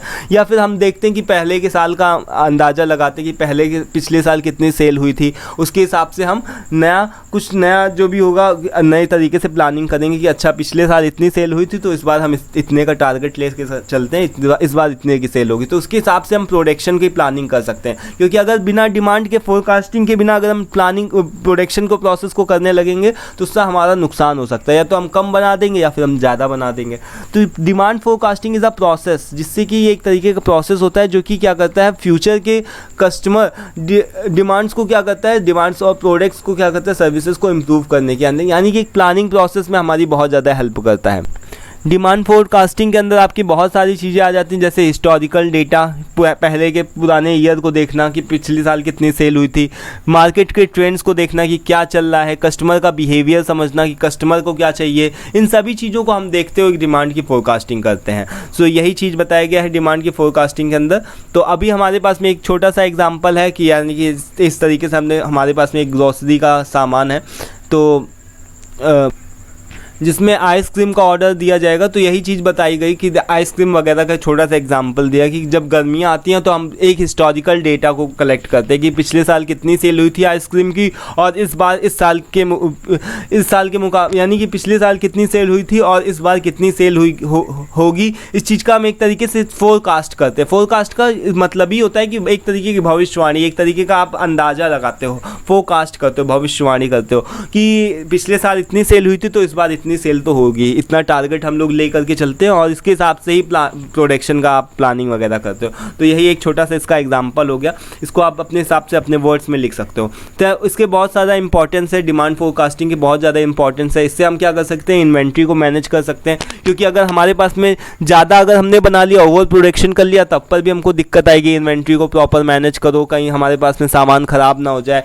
इन सब का खतरा भी बना रहता है। उसका प्रॉपर कॉस्ट ज़्यादा लगती है इन्वेंट्री को मैनेज करने में। और अगर मान लो हमने कम बनाया, कम तैयार किया, तो हम डिमांड को पूरा नहीं कर पाएंगे। कस्टमर डिमांड कर रहा है कि हमको लाओ प्रोडक्ट लाओ, और हमारे पास में बेचने के लिए नहीं है ना। कस्टमर जब हमारे पास से ऑर्डर मांग रहा है कि हमको ऑर्डर दो, हमको सामान दो, और हमारे पास में पूरा करने के लिए उतना माल ही नहीं है, तो कैसे हम दे पाएंगे। तो इन्वेंट्री को हम प्रॉपर मैनेज कर सकते हैं, प्रोडक्शन की प्लानिंग को कर सकते हैं, सप्लाई चेन मैनेजमेंट कर सकते हैं प्रॉपरली, और कस्टमर की सेटिस्फेक्शन को इम्प्रूव कर सकते हैं, कॉस्ट को कम कर सकते हैं, डिसीजन मेकिंग ले सकते हैं, प्रॉपर स्टॉक आउट और या फिर बहुत ज़्यादा ओवर प्रोडक्शन को या फिर स्टॉक आउट्स को भी कम कर सकते हैं। इन सभी चीज़ों को देखना, बेटर एलोकेशन करना रिसोर्सेज का, मैन पावर की कितनी मैन पावर है उसके हिसाब से प्लानिंग वगैरह करना, और फाइनेंशियल प्लानिंग और बजटिंग करने के लिए ये सारी कुछ एक इंपॉर्टेंस दिए गए हैं। इसमें से आप 2-4 भी अगर आप ढंग से याद करके लिख दोगे, समझ में आ जाए, तो भी बहुत ही अच्छी बात है, वो भी आपके काम में आ जाएगी। तो ये इंपॉर्टेंस है यहाँ पर डिमांड फोरकास्टिंग। देन आपके पास में आता है क्वालिटेटिव फोरकास्टिंग। क्वालिटेटिव और क्वांटिटेटिव दो तरीके की फोरकास्टिंग होती है, जिसमें क्वालिटेटिव के अंदर क्या होता है दोस्तों, क्वालिटी के बेसिस पे आप रीसेंट ट्रेंड्स को देखते हो कि रीसेंट ट्रेंड को देखते हो कि रीसेंट में चल क्या रहा है। जैसे मान लो कि कोई भी फैशन इंडस्ट्री है तो यहाँ पर यही चीज़ बताएगी कि कोई भी फैशन इंडस्ट्री है तो वो ये चीज़ देखती है, जो भी डिज़ाइनर्स एक्सपर्ट्स होते हैं वो ये देखते हैं कि एक्चुअल में चल क्या रहा है। वो ये नहीं देखते हैं कि पहले क्या लोग पहनते थे, पिछले साल लोगों ने क्या पहना था, है ना। अगर वो ये देखने लगेंगे कि पिछले साल क्या लोगों ने पहना था और इस बार क्या लोग पहनेंगे तो फिर वो पीछे रह जाएंगे। वो लोग क्या देखते हैं कि रीसेंट ट्रेंड्स को देखते हैं। वो देखते क्या है कि रीसेंट ट्रेंड्स कि चल क्या रहा है एक्चुअल में, जो भी सेलिब्रिटीज़ हैं, जो भी फिल्म इंडस्ट्री में लोग किस तरीके का पहन रहे हैं और लोग क्या पसंद कर रहे हैं पहनना आजकल। तो ये हो गया क्वालिटेटिव, यानी क्वालिटी के हिसाब से जज किया जा रहा है। इसके हिसाब से आप फोरकास्ट करते हो कि अच्छा हम इस तरीके की प्लानिंग प्रोसेस को करते हो कि कस्टमर लोग, जो भी कस्टमर हैं वो कुछ इस तरीके का शॉर्ट मिनीज पहनना पसंद कर रहे हैं, वो टी शर्ट को पहनना ज़्यादा प्रेफर करते हैं, वो लोग जीन्स को नहीं, वो फटी वाली जो जीन्स आती है ना, तो वो जॉगर्स को ज़्यादा पसंद कर रहे हैं। तो ये सारी चीज़ें रीसेंट ट्रेंड्स के अंदर हम देखते हैं कि वो एक्चुअल में पसंद क्या कर रहे हैं और उसी के हिसाब से हम प्रोडक्शन को प्लान करते हैं। तो वो हो गया हमारा क्वालिटेटिव फोरकास्टिंग। और वहीं क्वांटिटेटिव फोरकास्टिंग की बात करी जाए तो हम उसके अंदर क्या करते हैं दोस्तों, क्वालिटेटिव फोरकास्टिंग के अंदर अगर बात आती है तो क्वालिटेटिव फोरकास्टिंग के अंदर हम पिछले साल के मुकाबले, यानी कि पिछले साल को कंपेयर करते हैं कि पिछले 5 सालों में कितनी सेल हुई, इस बार कितनी सेल होगी। जैसे आइसक्रीम वाला वो क्या था, आइसक्रीम में हमने क्या देखा था, उसमें हम थोड़ी ना रिसेंट ट्रेंड्स देखेंगे कि लोग आइसक्रीम खा रहे हैं कि नहीं खा रहे हैं, ये सब चीज़ें थोड़ी ना हम देखेंगे। हम देखेंगे कि पिछले साल गर्मियों में कितनी सेल हुई थी, पिछले साल सर्दियों में कितनी सेल हुई थी, उसके हिसाब से हम डिमांड को फोरकास्ट करते हैं और उसके हिसाब से हम देन प्रोडक्शन का प्लानिंग करते हैं। तो क्वालिटेटिव के अंदर हमने क्या देखा था, रीसेंट ट्रेंड्स को देखा था। और क्वांटिटेटिव के अंदर हम क्या देखते हैं कि हिस्टोरिकल डेटा को देखते हैं कि पिछले साल कितना सेल हुआ था, इस बार कितना सेल का हम एक टारगेट फिक्स करते हैं। तो ये चीज़ है ना, यही चीज़ यहाँ पर बताई गई कि वही आइसक्रीम वाला आप छोटा एग्जाम्पल दे सकते हो, इसमें कोई अलग बात नहीं है, वही सेम चीज़ है। अब यहाँ पर वही चीज़ का डिफरेंस भी बताया गया कि किसमें क्या डिफरेंस होता है। डिफरेंस भी सेम है कि क्वालिटेटिव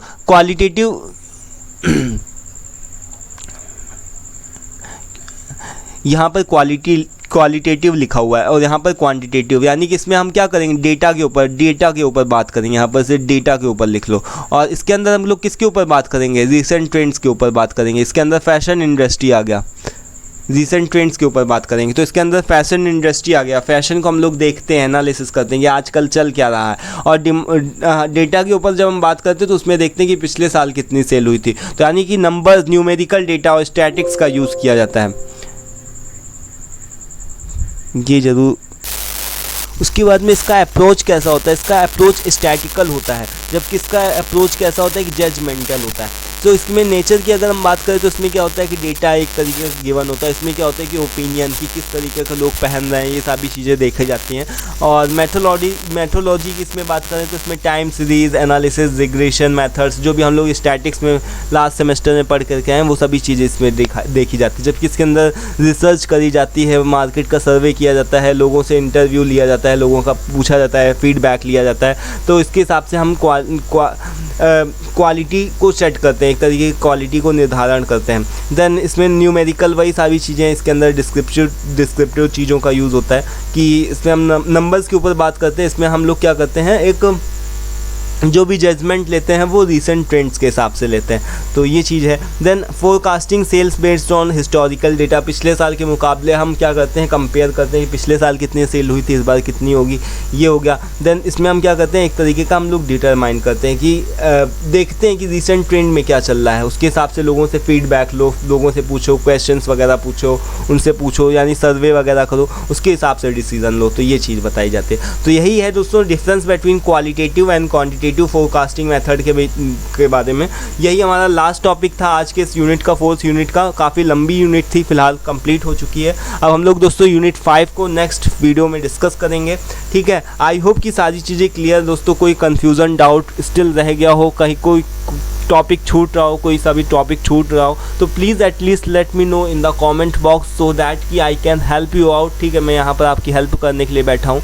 और PDF PPT चाहिए आप ले सकते हो, बट उसके लिए आपको 80 रुपीज़ चार्जेबल है, पे करना पड़ेगा। व्हाट्सअप पे आकर के आप मैसेज कर सकते हो, जो नंबर है वो उसको आप नोट कर सकते हो, 7881149808। उसके लिए आप क्या करो, डायरेक्ट मैसेज मत करना, सॉरी आप डायरेक्ट कॉल मत करना, मैसेज ही करना, केवल मैसेज करना, ठीक है। उसके लिए कॉल मत करने, ठीक है। Thank you for watching this. कोई सजेशन हो उसको भी आप ड्रॉप करो। वीडियो पसंद आया तो प्लीज़ उसको भी लाइक करो, ठीक है। नेक्स्ट वीडियो में हम लोग दोस्तों यूनिट 5 के बारे में डिस्कस करेंगे, जिसमें प्रोडक्टिविटी, क्वालिटी, ये और भी ज़्यादा टेक्निकल थोड़ा सा टर्म, इसमें हम लोग और भी ज़्यादा टेक्निकल चीज़ों को देखेंगे। तो ये हमारा यूनिट 5 होगा इसके अंदर, ठीक है। So thank you for watching this, मिलते हैं नेक्स्ट वीडियो में। Till then take care, thank you and bye.